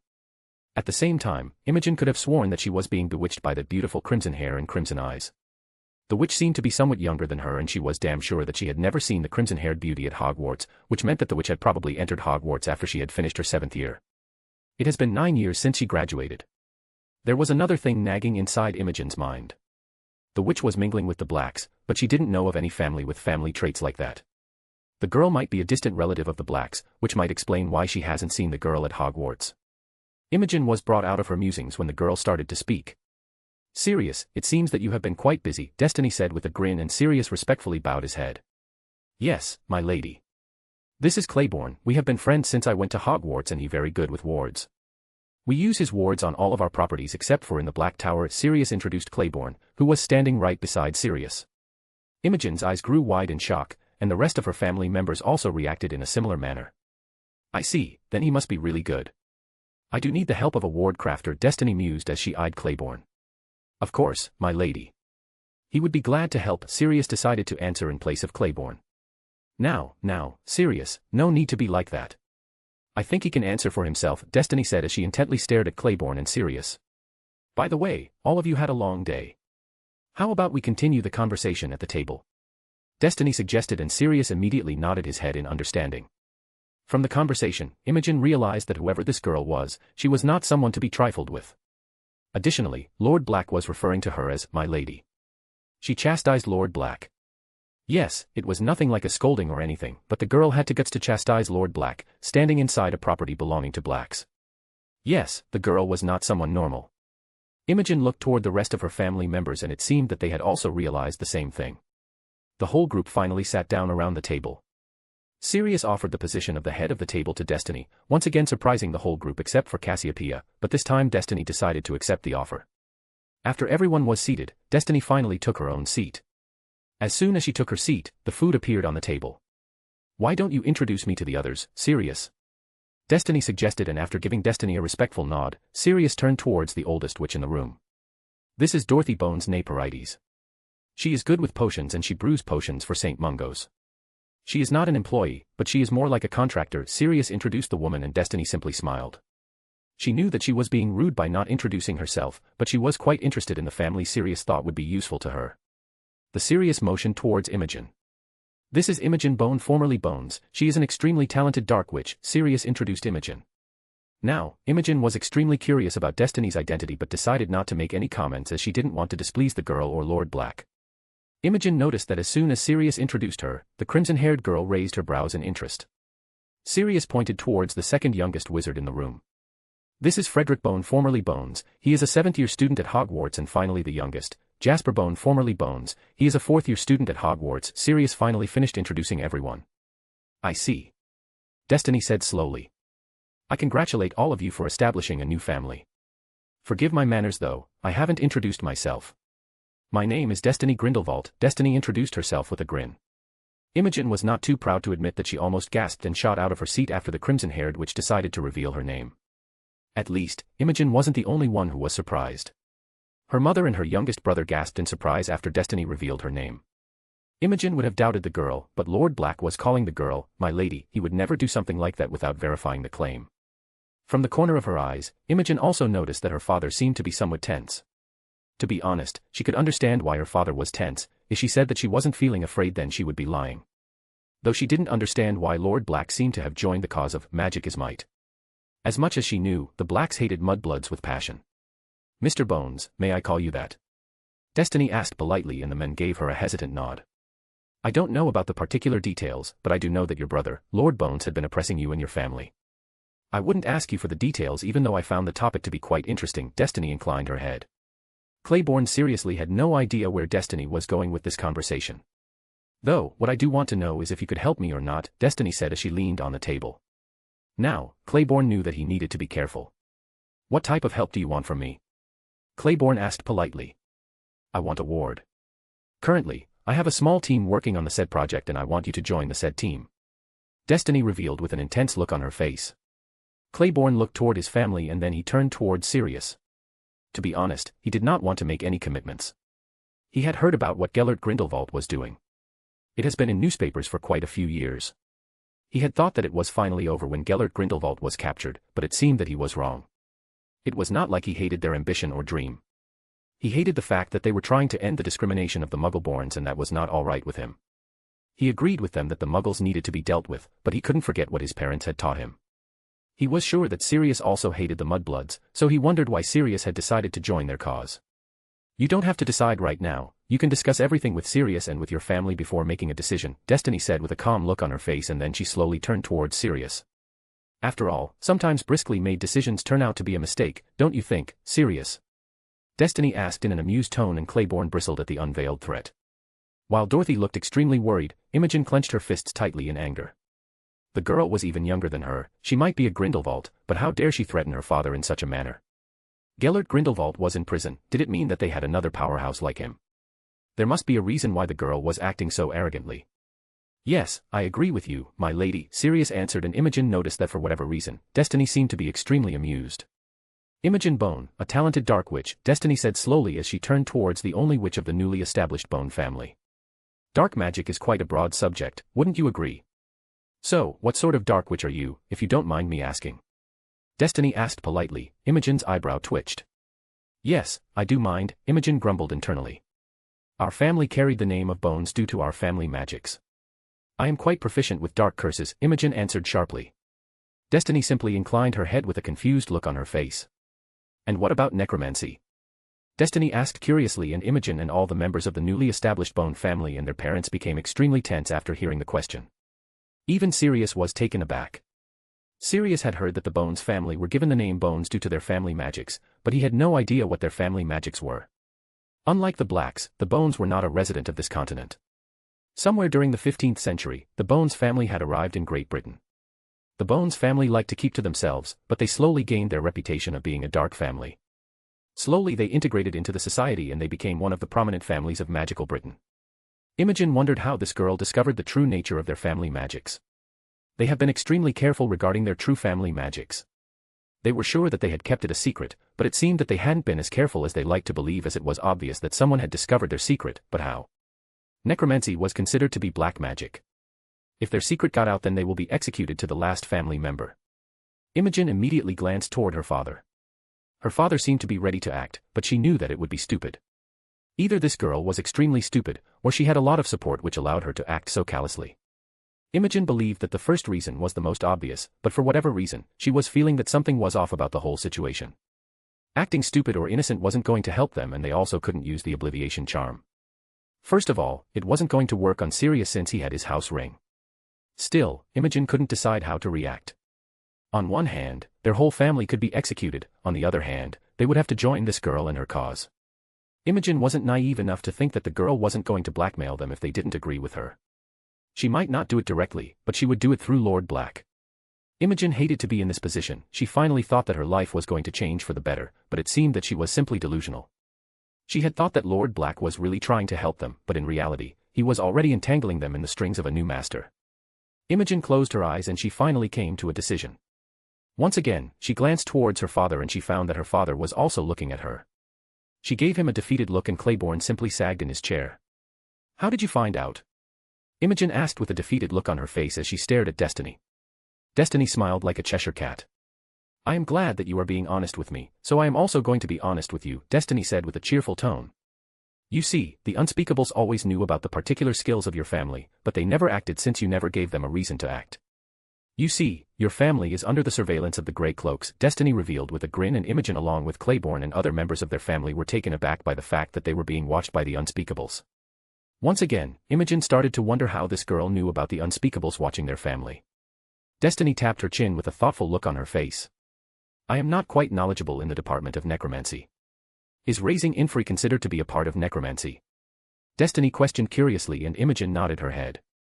Yes, raising inferi is considered necromancy. Though raising inferi is quite a basic skill for a necromancer, Imogen answered in a slightly arrogant tone. Either Destiny missed the arrogant tone or she decided to ignore it. Really? Would you mind showing me a couple of skills? Destiny asked excitedly. Destiny wasn't ashamed to admit that she knew close to nothing when it came to necromancy. She only knew how to raise inferi and it seemed to be a basic skill for a necromancer. Necromancy is considered black magic, even the darkest families stayed clear from something like necromancy. I don't mind, but I need subjects if I want to show you something, Imogen answered and Destiny simply gave her a sharp nod. With a flick of her hand, Destiny pulled out her wand. Imogen's eyes grew wide in surprise at the speed. She didn't even see when Destiny moved her hand to pull out her wand. Capture a bunch of muggles and bring them here, no children, Destiny concentrated on the message as she pointed the tip of her wand towards the outside. Expecto Patronum, Destiny muttered and a silver tigress leapt out of her wand and it disappeared outside the house. Once again, Destiny surprised everyone in the room except for Cassiopeia and Sirius. From what they have seen, Patronus Charm was probably one of the lesser skills of Destiny. Your subjects are on the way, for the time being, why don't you tell me what necromancy entails? I mean, can a dead person really be brought back to life?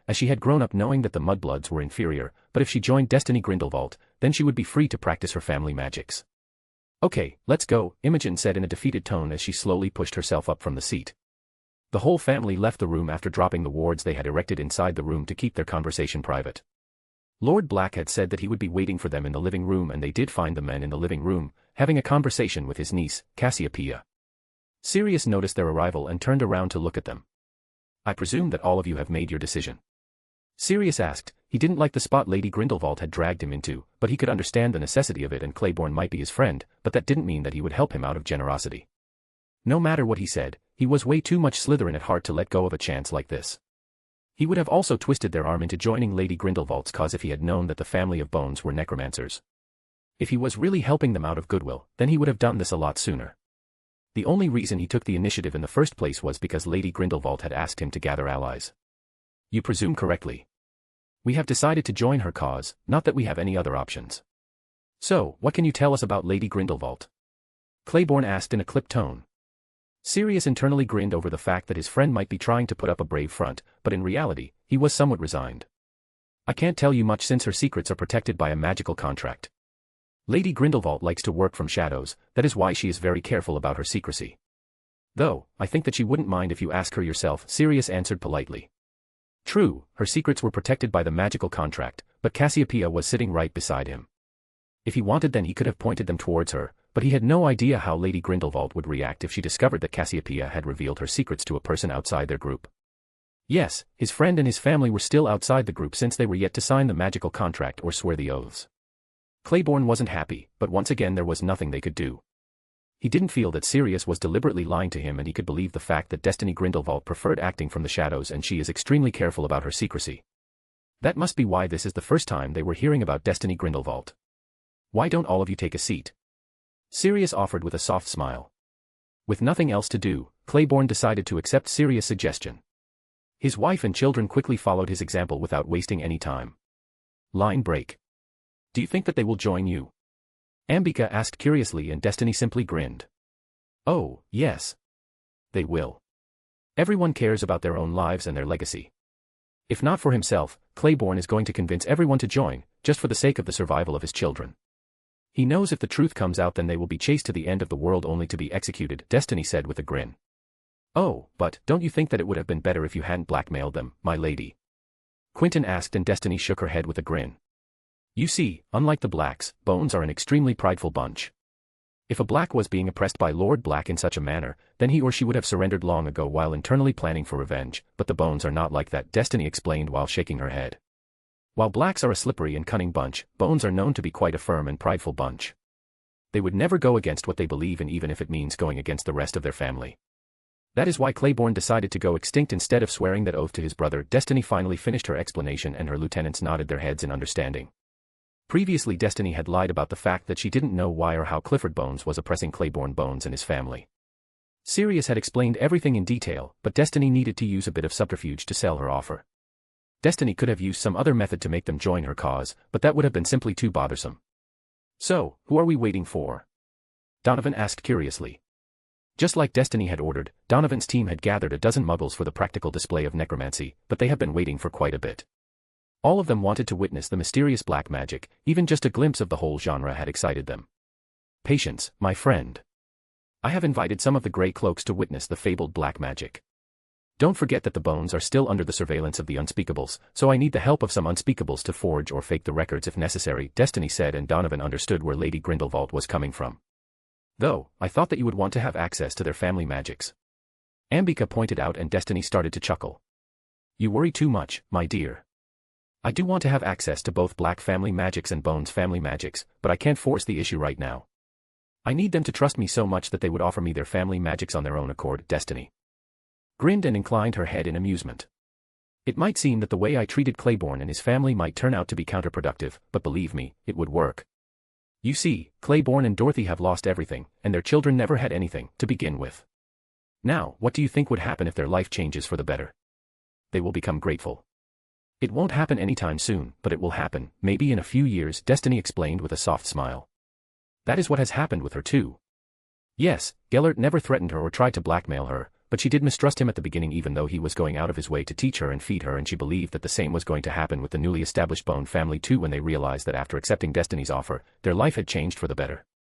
They would realize that they had made a good decision and they would start revering Destiny with respect. So, Donovan, tell me, did you find any place for your office? Destiny finally decided to change the topic.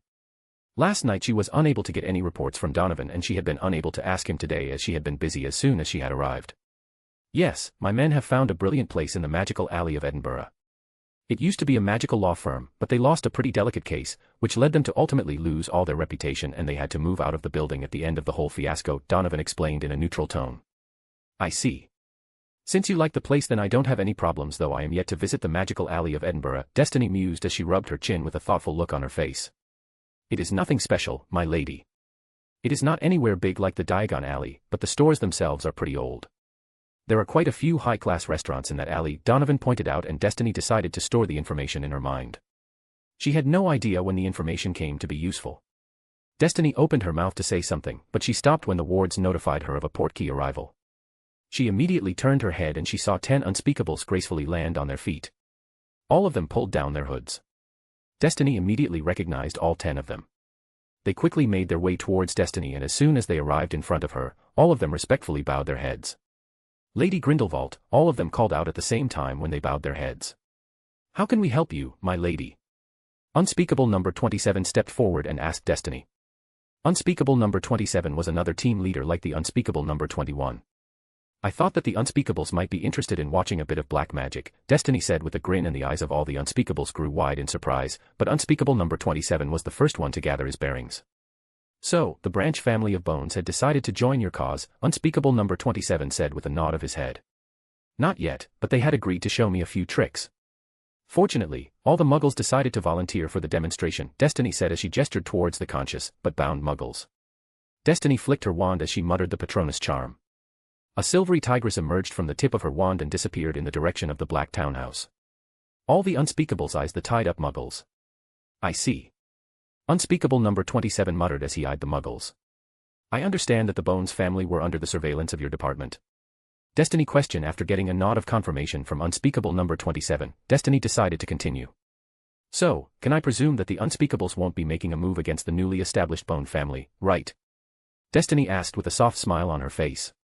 It will be hard, but still doable, but if one of them joins our department, then it won't be a problem, unspeakable number 27 answered in a neutral tone, and Destiny simply inclined her head in acknowledgement. After a couple of minutes, everyone finally arrived and the former Bones family members looked aghast as soon as they saw the unspeakables, and Imogen and Claiborne were the first ones to pull out their wands. No matter how interesting it would have been to see the fight, Destiny decided to clear the misunderstanding. They aren't here to kill you. They are here because I thought that they wouldn't like to miss the chance to witness black magic, Destiny called out loudly, but they still decided to remain on guard. Everyone besides Sirius and Cassiopeia among the new arrivals wondered how Destiny was able to get the unspeakables on board with her. Now, Claiborne finally realized that Destiny Grindelwald was no simple woman if she had unspeakables as her subordinates. You have nothing to worry about us. We are here only to watch, unspeakable number 27 decided to speak up when he saw that the necromancer family still seemed to be on guard. Their fear was quite understandable from their point of view. Well, you don't need to be afraid of them, they are my subordinates. So, why don't you show me what you can do with these lovely muggles who have decided to volunteer for the demonstration? Destiny asked with a tilt of her head as she stepped forward. For the first time in her life, Imogen felt a pang of guilt pass through her heart when she looked into the eyes of those muggles. They were silenced, but they were awake, all of them were looking around with pleading looks in their eyes. Imogen shifted on her feet uncomfortably, she could no longer stare into those eyes. She needed to do this or she had no idea what would happen to her family. Only Imogen was quite versed in necromancy. Unlike Imogen, Claiborne wasn't good with curses. He was good with arithmancy and runes, that is why he opted to work with wards. They need to be dead, Imogen said as she slowly turned around to look at Destiny. The crimson-haired woman simply cocked her head and pointed her wand towards one of the muggles. You should have said so. Destiny drawled with a bored look on her face. Avada Kedavra, a green beam left the tip of Destiny's wand and ripped the muggle's life. Destiny's lieutenants and some of the unspeakables followed Destiny's example and started to kill the muggles with the killing curse. Destiny didn't know if Imogen needed undamaged bodies or not, that is why she decided to use the killing curse, as the killing curse leaves no damage or marks on the body. So, what are you going to do with them? Destiny asked as she turned towards Imogen. Imogen had always thought that killing muggles would be pretty easy, but now that she had witnessed the killing, she felt quite sick. She was pretty comfortable when she read about the killing and dismemberment in the books, but now, she wasn't sure anymore. I am going to turn a few of them into inferi, Imogen answered after she finally gathered her bearings. Destiny was amused with how the woman was squirming under her gaze. She remembered how haughty the girl was acting when she had threatened her father. She wanted to put the girl in her place, but it seemed that she didn't even need to do that. Imogen was already shifting uncomfortably just because she witnessed a bunch of muggles getting killed. Destiny snorted inside her mind, everyone can act like a bad guy until the real deal makes an appearance. I already know how to raise inferi, show me something else, Destiny said in a clipped tone. She was quite unimpressed with Imogen up to this point. This was the problem with most of the pureblood witches. They were all arrogant as a sin, but they were all bark, no bite. No, I won't be raising normal inferi. The inferi I am going to raise will have the ability to talk. They won't be anywhere as intelligent as when they were alive, but they will retain a little bit of intelligence, Imogen quickly explained, and Destiny was already interested since this was the first time she was hearing anything about intelligent inferi. Really? I haven't heard or read anything about inferi with intelligence, Destiny gushed out looking somewhat excited. Imogen noticed the unveiled excitement in Destiny's voice, but she didn't think much of it. Yes, this is the first time I have also heard anything about intelligent inferi, Unspeakable number 27 also decided to speak up with a hint of interest in her voice. Imogen glanced toward her father, he had a hard and determined look on his face. Then she turned towards her mother, she seemed to be pale as a ghost, and she was tightly hugging Jasper in her arms. Jasper was also looking horrified and finally, Frederick was standing beside their mother with a grave look on his face. Imogen took a deep breath, she knew that there was no going back now, so she finally approached the closest corpse. Yes, she decided to call them corpses. It made her feel a lot more comfortable. She leaned down beside the nearest corpse with her wand in her hand. She used her wand to slice open the corpse's shirt. Then she placed the tip of her wand over the corpse's chest and with a swift flick of her wand, she sliced open the chest of the corpse. Imogen was immediately assaulted by a grotesque smell. She had read in the books that the insides of a human smell really bad, but the books didn't do any justice to the real thing. Imogen wanted to cover her nose and mouth with her hand, but before she could even raise her hand, the grotesque smell was gone. You need to worry yourself with pesky matters, Imogen heard Destiny's voice from behind her and from how close the origin of the voice was, Imogen was pretty sure that Destiny was standing over her shoulder. After only a couple of minutes, Imogen realized that it was almost impossible to concentrate with someone breathing down your neck, especially when you don't have any experience in whatever you are doing. Can you back up a bit? Unable to hold herself back any longer, Imogen requested. Yeah, sure. Destiny muttered her consent and moments later Imogen heard Destiny's footsteps moving away. Imogen finally released a relieved sigh, now she could pay attention to the corpse lying in front of her without worrying about someone breathing down her neck. Imogen finally finished removing the ribs so that she could have access to the heart. In some magical theories, the heart is considered to be the source of life, while some others considered the soul to be the source of life. It was a highly debatable topic, but when it came to her family, they considered the soul to be the key to life while they considered the heart to be the source of life. So, the Bones family had discovered a way to reactivate the source of life with magic, but since they couldn't recreate the key to life, which was the soul according to them, they never succeeded in resurrecting someone. Now, that Imogen had complete access to the heart, she slowly placed the tip of her wand on top of the corpse's unbeating heart, and then she closed her eyes. Imogen needed to focus on the task at hand. This was the first time she was applying her necromantic knowledge practically and failure wasn't an option with all the audience gathered around her. According to the Bones family grimoire, she wasn't supposed to fail if she did everything correctly. The spell was designed in such a way that it would work as long as you go through all the steps without making any mistakes. Even if you are performing the whole ritual for the first time, the spell would work for you. The only difference between a novice and a veteran was the operation time. If it was a veteran raising the inferi in place of Imogen, then he or she would have been able to retain the intelligence of the corpse for a longer time along with an extended functioning period. No matter what type of inferi you were raising, at the end of the day, they were simply undead corpses and corpses were supposed to decompose. Magic is not something absolute, magic was also corroded through the passage of time, so it could only hold together a rotting corpse for so long. So, Imogen could also raise inferi using her family magics, but she was no expert, so her magic couldn't keep together a rotting corpse for too long. Imogen finally started to chant as the tip of her wand started to glow with a sickly yellow light. The heart started to glow with the same sickly yellow light. Destiny tilted her head in confusion. She wasn't arrogant enough to think that she knew all languages around the world, but she didn't expect that she was going to discover another ancient language. In the hindsight, she should have expected this, since necromancy was an ancient and lost art. Imogen was chanting in the Yiddish language. It is a lost language, which was spoken by Ashkenazi Jews. It originated during the 9th century and it was mainly spoken around Central Europe. The Bones family were known as the Boehner family before they migrated from Central Europe to Great Britain somewhere during the 15th century. The Boehner family was based somewhere around West Germany. Unlike the House of Black, the House of Boehner has always been kind of small. The parents used potions and spells to limit their progeny, not wanting to create branches within their family. The House of Boehner has always been practicing necromancy and they didn't want to spread their art and secrets. They obviously had a good reason for that. They practiced necromancy, which was considered black magic globally, and during the Middle Ages, people were burned at stakes for even lesser crimes, like being suspected of being a witch. It was paramount that they maintained secrecy. Alas, the world works in mysterious ways and secrets have weird ways of finding their way out to the light, and that is what happened with the Boehners in the 15th century. Somehow the people of their town started to doubt them and slowly people started to claim that the Boehners are the agents of Satan. Before the situation could escalate, the Boehners decided to fake their deaths by using some corpses and fire to burn down their own house. The Boehners knew that if the people started to make too much noise, then there was a chance that some wizards or witches might show up. The Boehners were confident that they could have dealt with the Muggles with their art, but the real problem was the wizarding population. If the truth about their family magics came to the light, then they would be hunted down to the very last members. The Boehners were never any good when it came to fighting. Well, they were not the worst, at the best, they could be called average. So, after a few years, the Bones family showed up on the shore of Great Britain. Finally, they ended up settling in England. After arriving in England, the Bone family decided to lay low. They didn't want to attract anyone's attention with their craft, especially when they just arrived here, but they continued to learn their craft in secret. They did continue to use corpses collected from the cemeteries for their experiments. Slowly their art fell out of practice since they were laying low. After the Department of Mysteries was formed, one of the Unspeakables decided to set up a black magic censor. The men simply did it out of curiosity, but he was shocked to find that someone was practicing black magic within their country. They quickly tracked down the people responsible for it and they arrived in front of the Bones Manor. Since then, the Bones family had been under the surveillance of the Unspeakables. The Unspeakables noticed that they were doing experiments and raiding cemeteries. First of all, grave robbing didn't come under the jurisdiction of the Department of Mysteries, so they simply decided to look away, and since the Department of Mysteries is responsible for the research of strange magic, they decided to keep an eye on the Bones family, but otherwise, they decided to let them do as they please as long as they stuck around to only conducting experiments and grave robbing. The Bones family even stopped doing those as they settled to only learning the theoretical part, so the Unspeakables didn't have any reason to act. Since they were completely autonomous, they didn't have to answer to anyone. Even now, in the eyes of the Unspeakables, the newly established Bone family were yet to commit any crimes.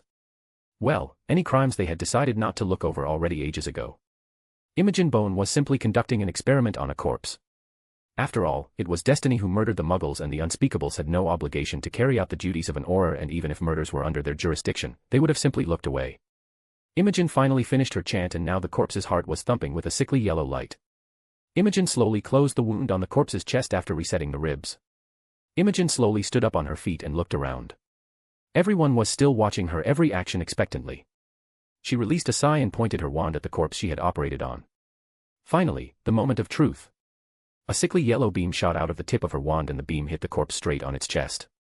The corpse gasped and sat up. The corpse's gaze focused on Imogen. SS, the corpse growled with a lot of difficulty. Imogen immediately grimaced. This was much worse than she had expected. She expected the corpse to be able to call her mistress perfectly. Imogen realized that Igvani Boehner was right. Necromancy is an art. That is what Igvani Boehner had said, and now that Imogen thought about it, the man was right. Necromancy is an art and there is only one way to improve your art. Imogen concluded that she needed a lot more practice if she wanted to reach the pinnacle of necromancy. Reaching the pinnacle of necromancy is said to be impossible because the pinnacle of necromancy is perfect resurrection, which was kind of impossible since you needed a soul if you wanted to perform perfect resurrection, and you can't find souls running around. Yes, there was a bastardized version of resurrection. The method was created by Herpo the Foul. His answer to the problem was soul anchor. He dubbed them Horcrux. If a person with a Horcrux died, then their soul would be bound to this realm as long as their Horcrux exists. The soul will exist on the plane in the form of a wraith. Then it was possible to recreate a body, but you would obviously need someone else's help. Even if the soul decided to possess another person's body, it was still technically someone else's help. While Herpo the Foul boasted that he was able to create a method to perform perfect resurrection, her ancestors disagreed. To create a Horcrux, you needed to rip apart a piece of your soul and place it inside an object. Technically a soul could heal, but intentionally ripping apart your soul permanently damages the soul. That soul would never heal. A permanently damaged soul like that could lead to a lot of problems. The most common among them is insanity, and insanity was guaranteed. It might take some time, but the person will go insane. There was no stopping it. Now, the soul, mind, and magic are connected to each other. Now, most of the time, the others remained unchanged even though a person goes through a lot of changes, but something like ripping apart your soul is guaranteed to affect your mind, but Imogen's ancestors were quite unsure how it will affect the person's magic if it would affect magic at all. Herpo the Foul didn't create the Horcrux to create a way to achieve perfect resection. He wanted to achieve immortality, and perfect resurrection was simply a bonus. Since the Baners felt like they were being challenged, they decided to test it out. Well, not directly being challenged, as Herpo the Foul was long gone. The Baners simply felt that they needed to test out the claims of Herpo the Foul since the men had claimed that he had created a way to achieve perfect resurrection.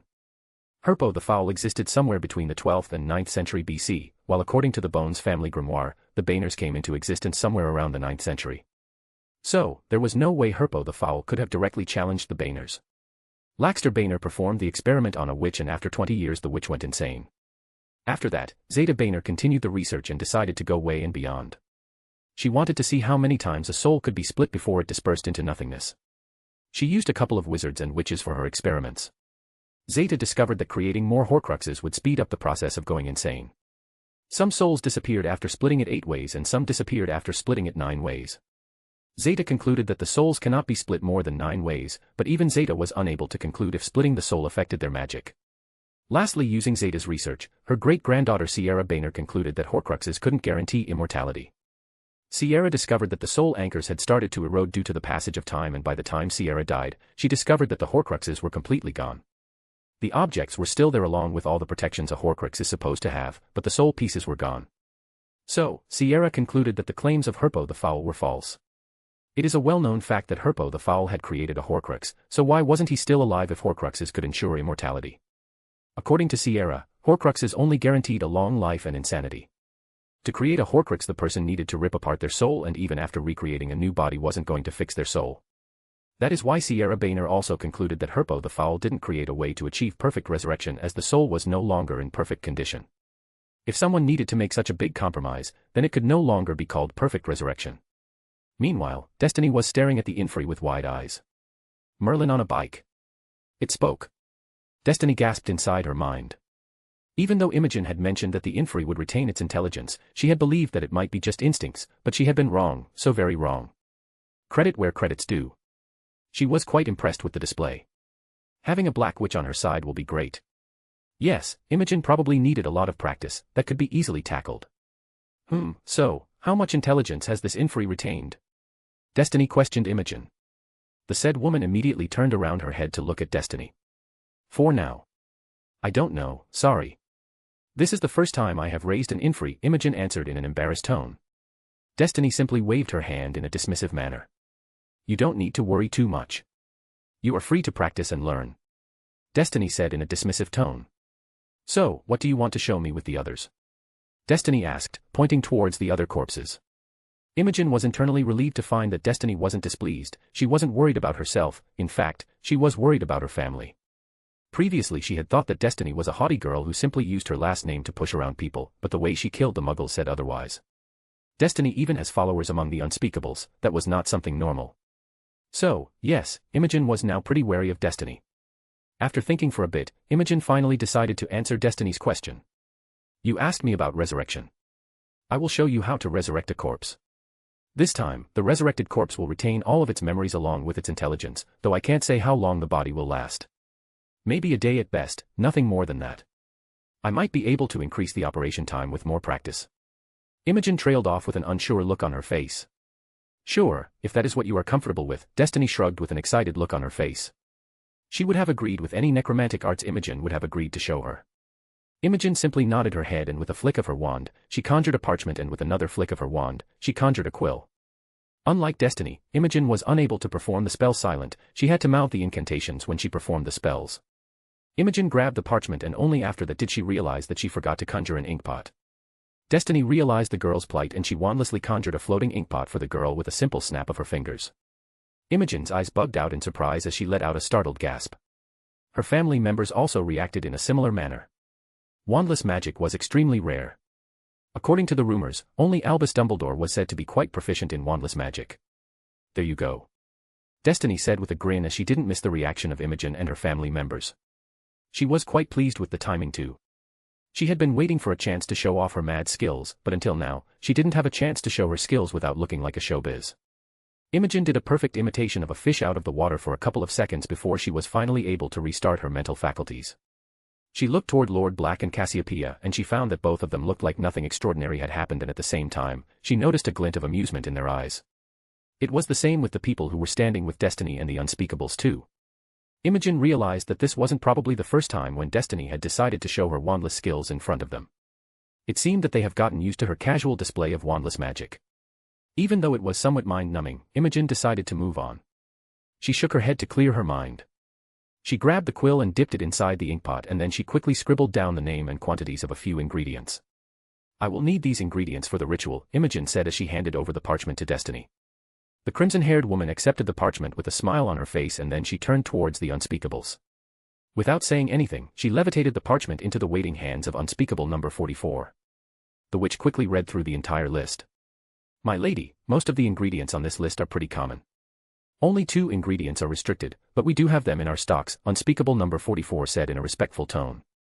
"Good, you go and get the 2 of them and send someone else to get the others," Destiny ordered, and Unspeakable number 44 handed over the parchment to Unspeakable number 67. The wizard accepted the parchment and operated away. Moments later, Unspeakable number 44 also operated away. Can I have the rest of the corpses for practice?" Imogen asked in a hesitant tone. Destiny inclined her head with a thoughtful look on her face. To be honest, Destiny did not have any use for the corpses. She could have easily handed them over, but she decided to act like she was thinking because she wanted to make Imogen sweat. "You can have them," Destiny answered with a sharp nod of her head. If Imogen became proficient, then at the end of the day, it was going to benefit her too, but that didn't mean that she was going to give her a carte blanche. She would only allow Imogen to act freely after the girl swore her loyalty to her. Additionally, she was already planning to make Imogen and her family members swear loyalty to her after the demonstration was finally over. After that, Destiny asked if Imogen needed anything else or not.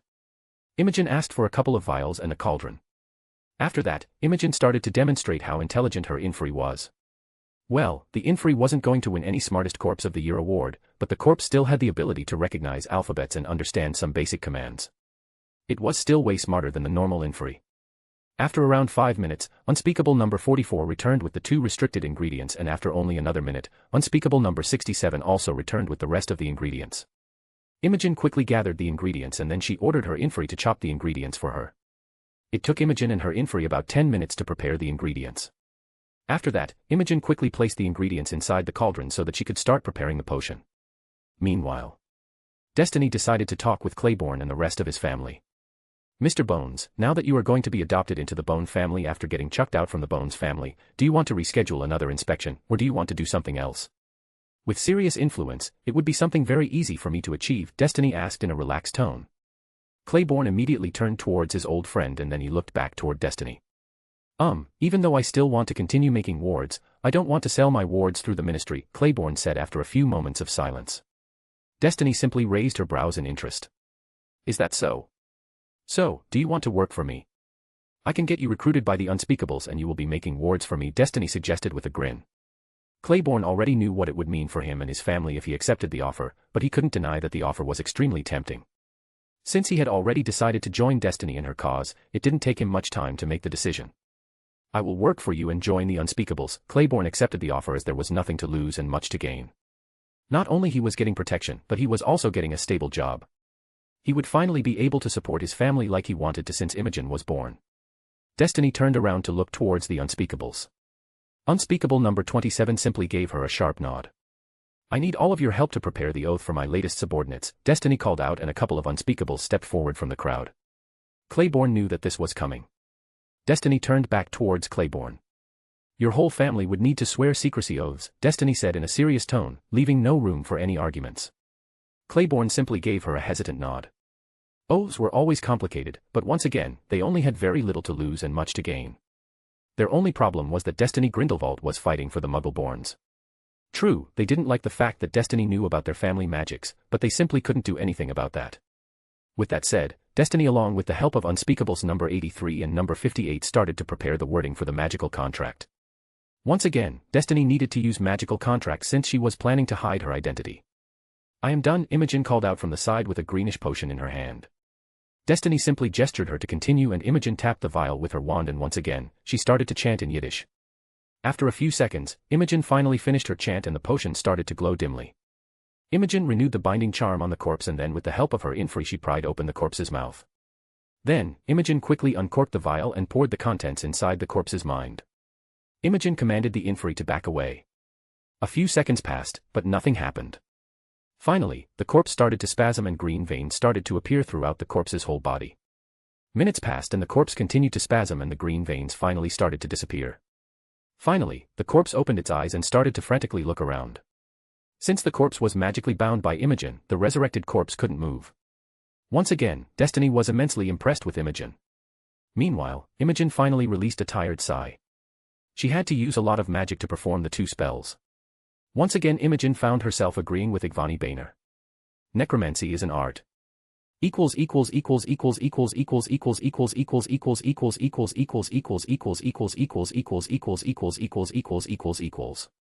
Up to 4 advanced chapters on my Patreon. My Patreon link is https://www.patreon.com/ingloriousme. ==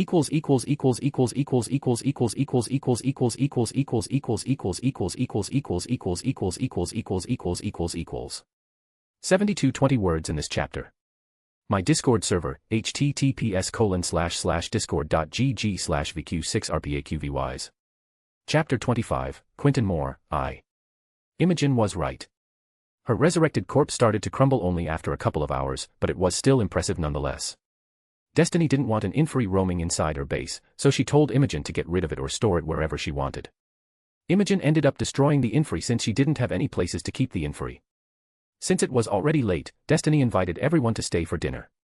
Unfortunately, the Unspeakables had to leave since their working hours were about to be over. To make space for everyone, the table had to be extended and conjure a few similar-styled chairs.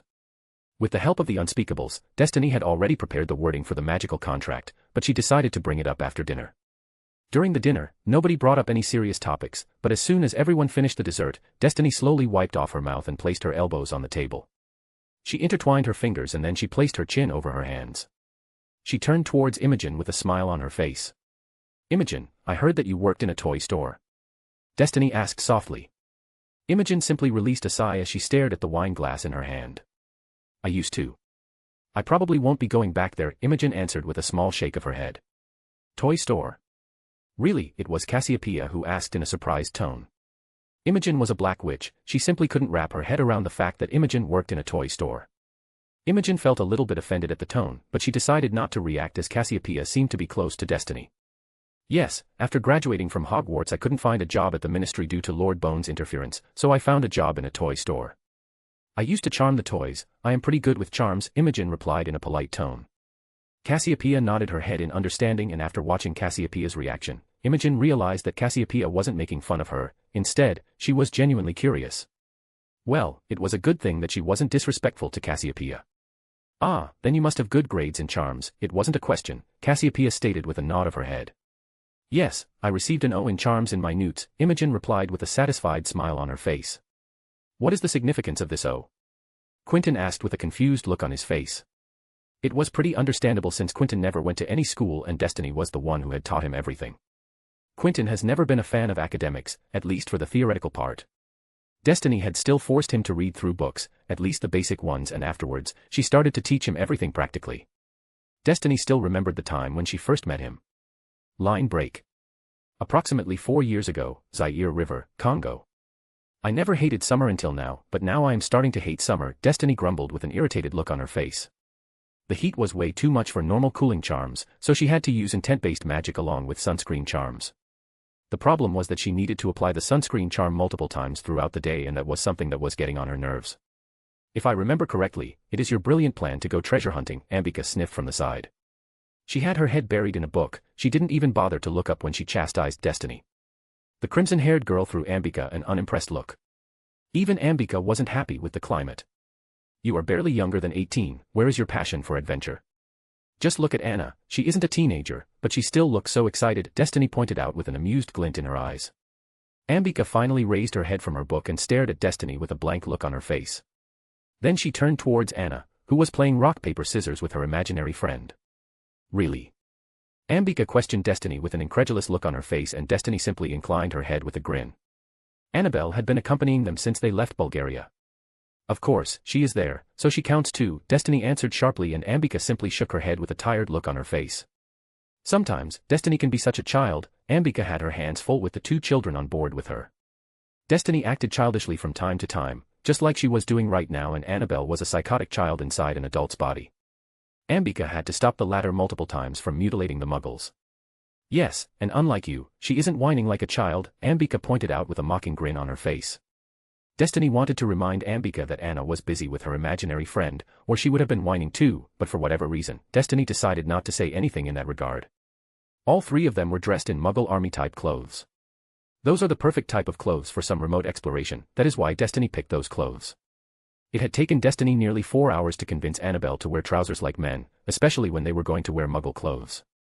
Annabelle had continuously pouted and then ended up throwing tantrums multiple times, but after a lot of convincing and promises of gifts, she had finally agreed to wear the Muggle army-type clothes. That wasn't the end of the problem. Destiny had shown Annabelle how to wear them, step by step. During the whole process, Ambika had been throwing her annoyed glances. Well, Destiny could see the appeal of a mature woman, and she did like their fullness, but at the end of the day, it wouldn't matter since unlike her, Annabelle was completely straight. Additionally, Destiny already has a girlfriend and she had no plans of cheating on Ambika. Technically, staring at a naked woman, who needed help with clothes, couldn't be considered cheating, right? Afterwards, Ambika apologized to Destiny for being unreasonable. After all, Destiny was simply helping a sexy mature woman with her clothes. Destiny decided to use this chance and tease Ambika. After a few minutes of teasing, Destiny ended up tossing Ambika on the bed and then having her way with her for a few hours. When Destiny finally left the room, Ambika had turned into an orgasmic goo of human flesh. Fine. I am being a child, but don't tell me that you have fallen in love with Congo, Destiny snapped with a victorious grin on her face. Ambika finally released a tired sigh. Destiny had her there. Yes, don't get me started. I have started to hate Congo, Ambika said with a shake of her head. The heat wasn't the only problem, there were so many mosquitoes along with several types of insects. Thankfully, they could prevent both from entering the ferry by using some wards, but it was still annoying nonetheless. Destiny. Destiny. Annabelle exclaimed as she approached Destiny while skipping. Destiny, can I have one of those cold drinks? Annabelle asked while making puppy dog eyes. She was finally done with playing rock paper and scissors with her imaginary friend. How many bottles do we have left? Ambika asked after hearing Annabelle's question. We still have 2.5 crates left, so if you want, you can grab a bottle. Destiny suggested in a dismissive tone, and Annabelle was already rummaging through the crate to grab a bottle. She didn't even wait for Destiny to finish what she was saying. Do you want one too? Destiny asked Ambika since Annabelle had already opened the crate. She wanted to know if Ambika also wanted one or not. Ambika furrowed her brows in concentration. She was wondering if she should also grab a bottle or not. It was a really hard decision to make for Ambika. She really wanted to grab a bottle right now, but at the same time, if she decided to grab a bottle right now, then she wouldn't be able to get one after lunch. After a few seconds of silent contemplation, Ambika decided to give up for now. I think I am going to make a pass, Ambika answered slowly with a reluctant look on her face, and Destiny simply snorted in amusement. As for Ambika, she decided not to humor Destiny with a reply. By the way, how long do we need to travel? Ambika decided to change the topic. Fwa. This feels so good. Annabelle released a huge sigh and plopped into a nearby chair. Yes, I am also bored being in this small ship, makes me want to go and curse that filthy muggle. Annabelle took another sip from her Coca-Cola bottle and started to pout. Destiny had bought 5 crates of Coca-Cola from a city in Congo and she still had some stock left. She was sure that the stock will last until they could return to civilization. Destiny flicked her finger and opened a map of the rainforest surrounding the Zaire River. Obviously, it was a magical map. Right now, we are here, Destiny said, and a red marker appeared on the representation of the Zaire River. According to the rumors, the ruins are supposed to be somewhere around here, Destiny added, and another circular marker appeared over a part of the forest. So, I suppose that we will arrive at the closest shore tomorrow morning. Destiny guessed with an unsure look on her face. Maybe, you should ask the muggle. Ambika suggested dryly. I was planning to ask him before lunch, Destiny answered with a soft smile on her face. Annabelle perked up and started to stare at Destiny with an eager look on her face. No, Anna, you can't curse the filthy muggle, we can't lose the only person who can navigate the boat through this river, Destiny deadpanned when she noticed how Annabelle was staring at her. Annabelle sagged in her chair and continued to pout. After arriving in one of the bigger towns in Congo, Destiny heard the story of the mystical ruins of Zaire River. Of course, Destiny immediately became interested, and after rummaging through the minds of a couple of people, she was sure that whatever the ruins were, it was magical in nature, which meant that Destiny needed to investigate it. It was her duty. According to the tales, the mystical ruins of Zaire River appeared for 3 days before disappearing again. The phenomenon only happens every year before a couple of days before Christmas, or on the day of winter solstice to be exact. Explorers and archaeologists gathered from all over the world in hope of discovering these mystical ruins. Some lucky people have been able to find the ruins, while the others ended up spending the whole month inside the damn forest without finding anything. There were some other problems too. Nobody has ever been able to enter the ruins, or at least, nobody knew if anyone had been able to enter the ruins or not. Then there was the biggest problem: if someone had found the ruins, then they would forget where the ruins had been. Destiny found that pretty interesting. Ambika wasn't too proud to admit that she had been superstitious in the past, but after spending her time with Destiny, she had been getting better. At first, Ambika thought that it was a ghost temple or haunted cemetery or something similar like that. Well, she was able to get Annabelle with her ghostly tales, but Destiny was pretty quick to set the two of them straight. Destiny was pretty insistent that whatever these ruins were, they were magical in nature. Destiny pointed out that due to the passage of time, the wards protecting the ruins or whatever it was might have started to malfunction. Winter solstice is a day of magical significance, so the wards probably became weaker during the said day. That was the most plausible theory Destiny had been able to come up with. So, when the unplottable wards were down, some fortunate muggles had stumbled upon the said ruins. As soon as the unplottable wards were once again up, the ruins once again disappeared from everyone's sight. Though Destiny wondered why everyone forgot the location of the ruins after the ruins disappeared. Unplottable wards don't work like that. The ruins were also probably protected by some sort of muggle-repelling wards, and that must be nobody had been able to enter the ruins even after accidentally stumbling upon them. Though, Destiny wasn't quite sure why none of the wizards or witches have decided to explore the anomaly. Destiny remembered the wizarding population kept their distance from the muggles, so there was a good chance that they were yet to hear any stories regarding the mystical ruins of Zaire River. Additionally, there was no distinctive magical community in Congo. There were only covens and small magical communities in Congo. All of the covens and communities had their own traditions and culture, that is why they didn't mingle with each other. There was no Ministry of Magic in Congo to keep them united. The chances of these covens and communities mingling with muggles were simply outrageous. They were pretty aggressive to any outsiders even if they were magical. After traveling around for 2 months, they were finally able to find a friendly witches' coven. The said coven was only friendly towards witches, and they were extremely violent toward wizards. Destiny learned quite a few things about covens from them, along with a lot of witchcraft. True witchcraft was a lot different than wizard magic, and slowly it has been falling out of practice due to sheer inconvenience. Wizard magic is the term used to refer to the magic cast with the assistance of magical focus, while witchcraft is the term used to refer to the magic which was performed without the help of any magical focus. Destiny wasn't going to lie, wizard magic was extremely convenient, but at the same time, she also couldn't deny the sheer usefulness of witchcraft. Witchcraft was quite a delicate art, that is why it needed a lot of preparation and time to perform, but the results were completely worth it. Ambika wasn't so much interested in witchcraft since she was still busy with the curriculum of the usual magical schools, and Destiny was a scholar at heart, so she was going to learn witchcraft even though she might never ever end up using it. Annabelle also wanted to learn witchcraft, so she decided to join in with Destiny. All the coven members knew that Annabelle was mentally challenged, but one day, Annabelle finally told them how she missed her son. They finally understood why she was like that, and as fellow witches, they couldn't help but feel pity for Annabelle, though none of them showed it on their faces. They knew that it wouldn't be right, and they didn't want to insult the memory of her child. The witches quickly became quite familiar with both Destiny and Annabelle. Both of them started to give it their all to learn their craft, tradition, and culture. After staying with them for a couple of weeks, they started to treat the two of them as honorary sisters. The witches taught them a lot of things. Those witches mainly crafted protective ornaments or pieces of jewelry along with some basic magical ornaments, so that taught Destiny how to craft them too. They also knew how to craft dark artifacts, so they also taught that to Destiny. Meanwhile, Annabelle was interested in voodoo and curses, so they taught her voodoo and curse magic. Destiny was also interested, but she couldn't learn so many things at a time, and Annabelle promised to teach Destiny after she was done. The two of them delved into studies just like Ambika, who wasn't so close to the coven members. Even though Annabelle was certifiably insane, she learned everything with pretty ease. It was the proof that she was an extremely brilliant witch, and she could have achieved a lot if she wasn't bound to that Ismail bastard by marriage. Those witches always plied their craft in the nude, and they didn't find it necessary to change their ways due to the presence of their guests. Any type of foreign material like a fabric from someone's cloth or even the charms on someone's clothes could contaminate the materials. That is why witchcraft should be performed in the nude. While Destiny didn't have any problems following their example, she knew that it would be kind of unfair to Ambika. Destiny had no idea how relationships are supposed to work. Whatever she knew, she had learned from books. According to the books, if you are in a relationship, then you shouldn't bare yourself in front of someone besides your lover. It is considered cheating. Well, it was written in more words, but that was the gist of it. Since she never had a parent figure to tell her how relationships worked, she had to depend on books. Well, she wasn't blaming Gellert for anything, she was simply pointing it out. After all, Gellert was the best paternal figure she could have ever asked for. This led to another problem. If Destiny didn't follow their example, then she would be insulting their culture, tradition, and craft, so she decided to go with something in the middle ground. She decided to join them while dressed in cotton underwear. Meanwhile, Ambika wouldn't have said anything, as she would never hinder Destiny whenever magic is concerned, and she had also learned her lesson the last time.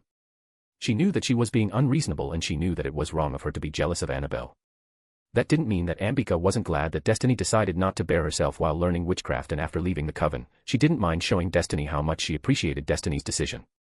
Meanwhile, Annabelle didn't have any qualms over baring herself so that she could learn their craft while following their culture and traditions. From them, Destiny also got to learn a couple of rituals, which she knew for sure were going to be useful somewhere down the road in the future. Before leaving the coven, Destiny told them about her dream and ambition. They were so disconnected from the world that they had no idea who Gellert Grindelwald was and what he was doing for the magical world. They didn't even know how much the Muggles had developed in the last couple of centuries. They still thought that Muggles fought with swords and spears. It was an enlightening conversation for them. The coven leader agreed with Destiny that the Muggles always have been a threat to their kind, and the only reason they have decided to live so remotely was due to the threat of Muggles. A lone witch or wizard could easily win against a lone Muggle. If they are good, then a lone witch or wizard could even take on a dozen Muggles and come out victorious, but what about against a mob of Muggles? Only a few strong witches or wizards who are extremely good with area of effect spells could win against a mob of Muggles. Witchcraft wasn't normal even by the standards of normal witches and wizards, so it didn't need some genius to guess how the Muggles were going to react. So, they completely agreed with Destiny, but they were not fighters, so they agreed that if Destiny ever needed any witches who practiced witchcraft, then they would be happy to offer their services. The witches decided to celebrate the night before Destiny and Annabelle were supposed to leave, so they decided to hunt a bear. Yep, the bear meat was certainly amazing. So, it was pretty understandable that the witches and wizards in Congo haven't heard about the mystical ruins of Zaire River, and at the same time, there were no Gringotts branches in Congo. That must be why those greedy buggers are yet to find this place. Destiny wondered why grave robbing was a crime while tomb raiding is something accepted by society. Maybe it has something to do with the riches they have taken along with them to their graves. Destiny was not going to find an answer to that right now, so she decided to stop thinking about it. So, what do you think we are going to find in those ruins? Ambika asked curiously, and Destiny simply shrugged. No idea. Maybe we will end up in a haunted house or something, Destiny answered with a grin, and both Ambika and Annabelle shivered in fright. Even now, they were afraid of ghosts. Destiny wondered why Annabelle was afraid of ghosts when she had seen ghosts before. Maybe it has something to do with her insanity. To be honest, Destiny had no idea what she was going to find in those ruins. She wasn't even sure if she was going to find anything for that matter. There was a chance that someone might have already raided the ruins, or the ruins might be completely intact. There might be unimaginable riches and treasures, or it might be some simple ruins. Destiny didn't want to raise her hopes by thinking anything. She was simply intrigued by the whole tale of mystical ruins, so she decided to investigate. Don't joke about that, Ambika muttered under her breath, and Destiny simply grinned lecherously while Annabelle simply threw her dirty looks. Don't tease me, Annabelle muttered while pouting, and Destiny simply chuckled as she started to give Annabelle a head pat. Annabelle's pout turned into a huge grin, and after a few minutes, when she was finally satisfied with the head pats, she decided to leave. Destiny crooked her neck to check if Annabelle was really gone or not, but when Destiny was sure that Annabelle was gone, she operated over Ambika's lap with a soft crack. Before the white-haired girl could protest, she found her lips captured by Destiny. Destiny snaked one of her arms behind Ambika's head and pulled her closer as she started to run her fingers through Ambika's hair, while with her other hand, Destiny started to fondle Ambika's breasts. Ambika wasn't able to hold back her moans and ended up moaning loudly. To return the favor, she also raised her hands and started to fondle Destiny's breasts with both of her hands. Destiny wasn't worried about being seen by anyone. There were only 4 people on the ferry. Yes, Destiny had decided to maneuver through the Zaire River using a ferry. That is what the other groups of explorers were also doing, but unlike them, Destiny had put the captain of the ferry under the Imperious curse, and Annabelle must have gone around the ship to play, or she might have gone to read her storybooks. So, no one was going to bother them for the time being, but she still decided to move into her room for more comfort. She previously had sex on a chair and on a table. It might have been exciting and interesting, but both of them ended up with more than quite a few bruises due to the hard surface, and no matter what anybody said, a bed was the best place to have a romp. Line break. The next morning, Destiny, Ambika, and Annabelle finally stepped on the shore. They still had some time before the arrival of winter solstice, but Destiny wanted to look around the forest in hope of finding any clues. The ruins might be unplottable, which might be stopping her from finding the place, but there might be some clues scattered around which she could use to triangulate the location of the ruins. She also missed the time when she lived with Ambika inside a tent. Well, Annabelle was there too, but she was quite nice, so her company wasn't going to bother them. As long as she didn't walk in on them, it was going to be completely fine. Don't stay here. Anchor the ship somewhere else, but don't go too far. I will call you when I am done, Destiny ordered the muggle who had been manning the ferry with an aloof look on her face. Of course, my lady, the muggle answered back with a cheerful smile on her face and went back inside the cockpit. Moments later, he powered up the ferry and started to leave. Oh. I couldn't curse him, Annabelle said with a pout as she kept staring at the retreating ship. Don't worry, Anna. You can always curse him after he takes us back to the nearest town. Destiny decided to placate Annabelle by patting her head. Annabelle purred in satisfaction. So, where do we start from? Ambika asked curiously as she looked towards the dense forest in front of them.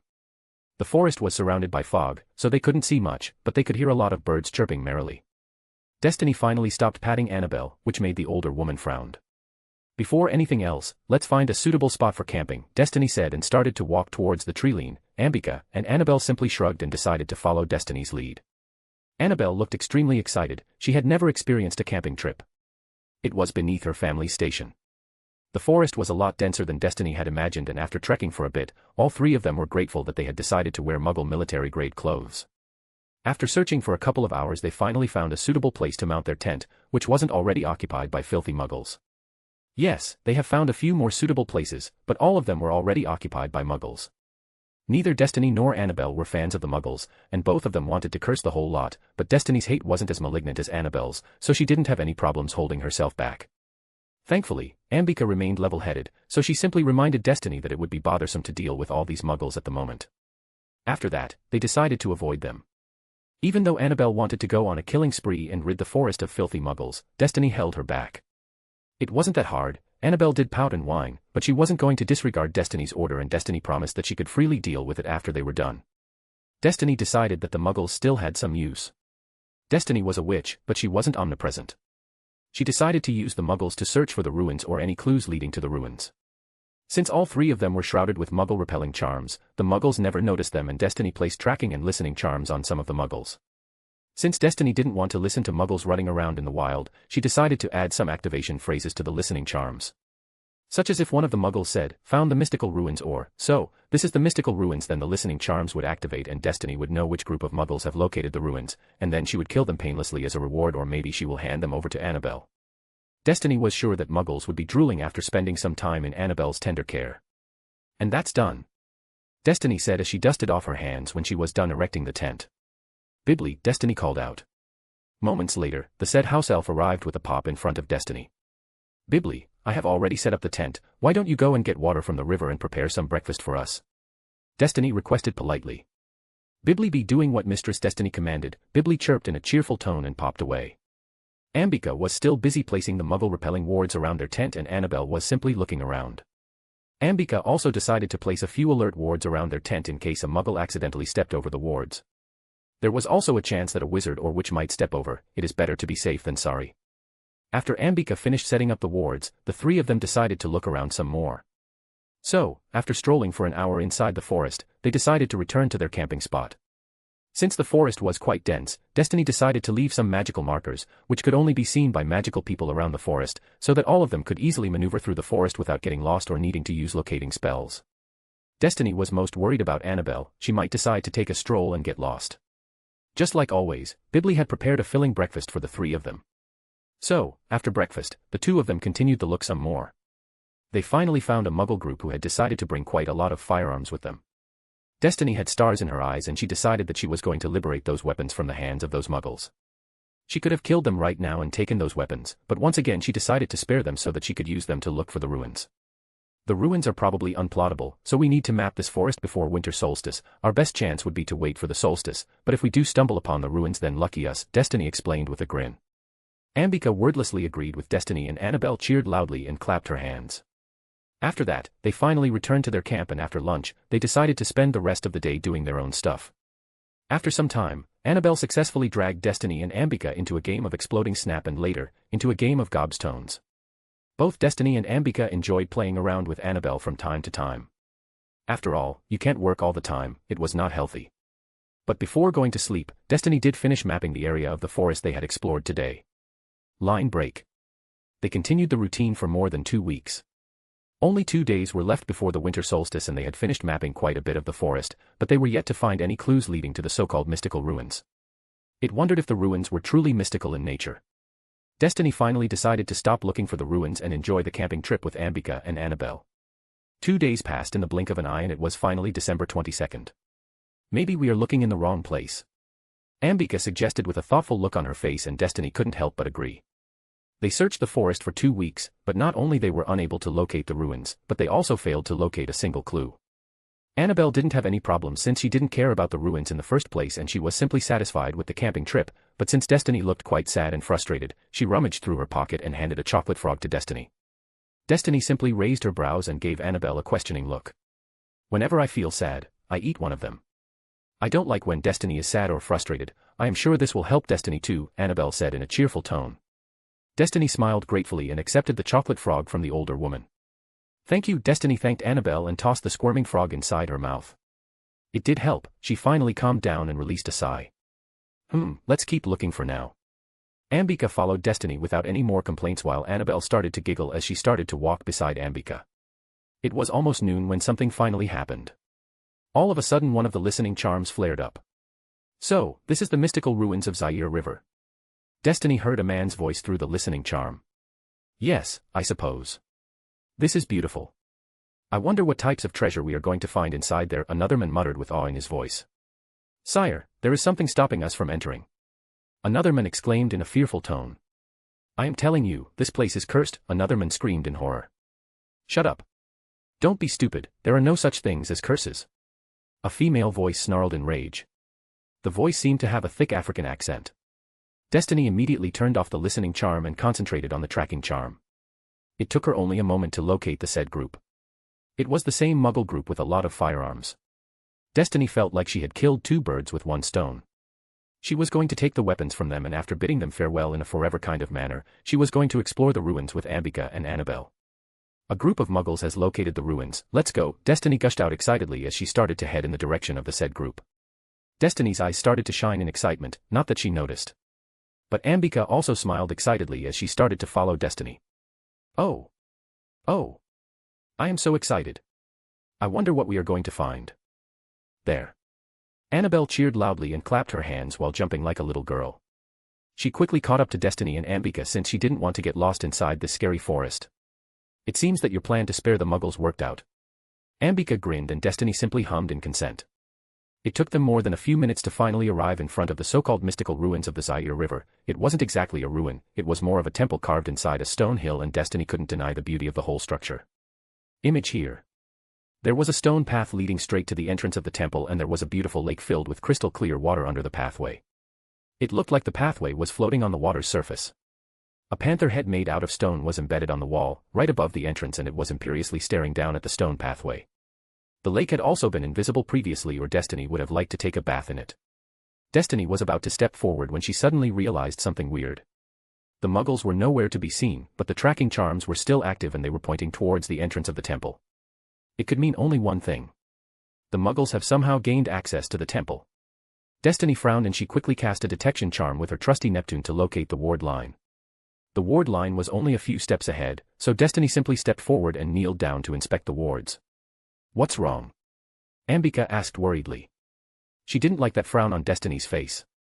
The frown meant a problem. She wasn't worried about the Muggles because she thought that they have left due to the Muggle-repelling wards. The Muggles somehow entered the ruins, Destiny answered without paying any mind to Ambika as she was busy poking the wards. After hearing Destiny's words, Annabelle's eyes grew wide and her face morphed into a mask of pure hatred and loathing. She wanted to explore the ruins with Destiny and Ambika, but now the Muggles have ruined the whole place with their filthiness. How dare they? How dare they ruin my wish? How dare they? I will make them pay. Yes. I will flay them alive. Annabelle raged inside her mind as she clenched her fists so tightly that she almost drew blood. She didn't even know that she had started to subconsciously release her magic, so when Ambika noticed what was happening, she pulled Annabelle into a comforting hug. Annabelle slowly calmed down as she realized what she was doing. Destiny quickly realized that there were mainly two types of ward interwoven into each other. The unplottable wards and some sort of memory modification wards were interwoven together. After a bit of poking and prodding, Destiny concluded that it was some sort of obliviation ward. Since it was interwoven with the unplottable wards, Destiny concluded that obliviation wards probably removed the memory from the location of the temple from anyone who was not keyed to the wards as soon as they walked away from the ward line. Then there was some sort of muggle-repelling wards, but it wasn't run-of-the-mill muggle-repelling wards. It felt more like a wall. Destiny decided that she was going to inspect the wards afterwards. Since she was a witch, the ward wasn't going to stop them from entering. Right now, the obliviation wards were down along with the unplottable wards, so the wards weren't going to cause any problems and their memories were also intact for the time being. Destiny could resist the obliviation charm to some extent, but she had no idea how she was going to fare against an ancient ward. After all, this was the first time she had come across a ward such as this. Additionally, Destiny wasn't enthusiastic to experiment with it right now. So, before leaving the ruins, Destiny decided to key themselves to the wards. That way, the wards won't cause them any trouble after leaving the structure. There were some other wards too, like the anti-apparition and anti-portkey wards, but those wards have been eroded by the passage of time. The unplottable wards and the obliviation wards might be down, but the Muggle barrier ward was still up, so how did the Muggles enter the ruins? Destiny rubbed her chin. There was only one way they could have gained entrance: a witch or wizard was among their group. Though Destiny wondered why the witch or wizard didn't call her out when she was inspecting their camp, or it might be possible that a group of magicals has joined the group afterwards. It seems that there is one of our kind among them, Destiny muttered as she slowly stood up on her feet. She coldly stared at the ruins with a stoic look on her face. Really? But why do you think there is only one? There could be more, right? Ambika fired off her questions hurriedly with a confused look on her face. They are going to pay. They are going to pay. Annabelle was muttering like it was a mantra. After hearing that one of their kind was responsible for leading the Muggles inside the ruins, she could no longer hold back her anger, but she wasn't going to act since Destiny was yet to give an order. You might be right, but I think there is only one. If there were more than one of our kind in their group, then I would have noticed them when I had scouted their camp, but nobody called me out. I could have missed a lone witch or wizard since I wasn't expecting anyone magical, but I wouldn't have missed 2 or 3 of them, but I think we should remain vigilant. Being cautious is better than being taken off guard, Destiny answered with a serious look on her face. Then after pondering for a bit, she realized that there might be another possibility, even though the chances of this possibility were pretty low. Or it might be possible that a group of wizards and witches might have joined their group, Destiny added with a thoughtful look on her face. Since she was being cautious, she decided to cover all the bases, not wanting to leave any room for mistakes. Okay, Ambika nodded her head with a determined look on her face. Good. Let's disillusion ourselves, Destiny said and grabbed Ambika's hand, and Ambika grabbed Annabelle's hand. Holding hands wasn't necessary to disillusion themselves, but they didn't want to run into each other while invisible. That is why they decided to hold each other's hands. This way, all of them would know where the others were. With a jerk of Neptune, Destiny disillusioned all 3 of them at the same time. As soon as the 3 became invisible, they started to head toward the stone path with Destiny in the lead and Annabelle at the back. Just before stepping on the stone path, Destiny started to cast detection charms to search for any traps. The Muggles might have been lucky, but she wasn't going to leave anything on luck, especially in a place like this. Places like this were filled with traps. All the detection charms came out as negative. The 3 of them finally stepped inside the temple or whatever it was. They immediately heard some loud noises coming from the inside. Without wasting any more time, Destiny silently cast the human revealing spell and she found that there were exactly 15 humans, besides them inside the structure, and one of them was a wizard. Just as Destiny suspected. Destiny quickly cast a silencing charm on themselves, so that she could talk among themselves without alerting the Muggles or the enemy wizard. There are 15 people inside the building and only one of them is a wizard. There were initially 15 people in the group, so nobody had joined them, Destiny explained as she led Ambika and Annabelle down the hall. For now, take down all of them, but don't kill anyone. Let me handle the wizard, Destiny added as the 3 of them finally arrived in front of the inner entrance. The Muggle group was gathered just past the entrance. Why? Annabelle whined like a child and started to pout. Destiny simply grinned. So that we can torture them afterwards, Destiny replied, and Annabelle's mood did a whole 180 and she started to smile gleefully like all of the holidays have come early. After all, torturing Muggles was her favorite hobby.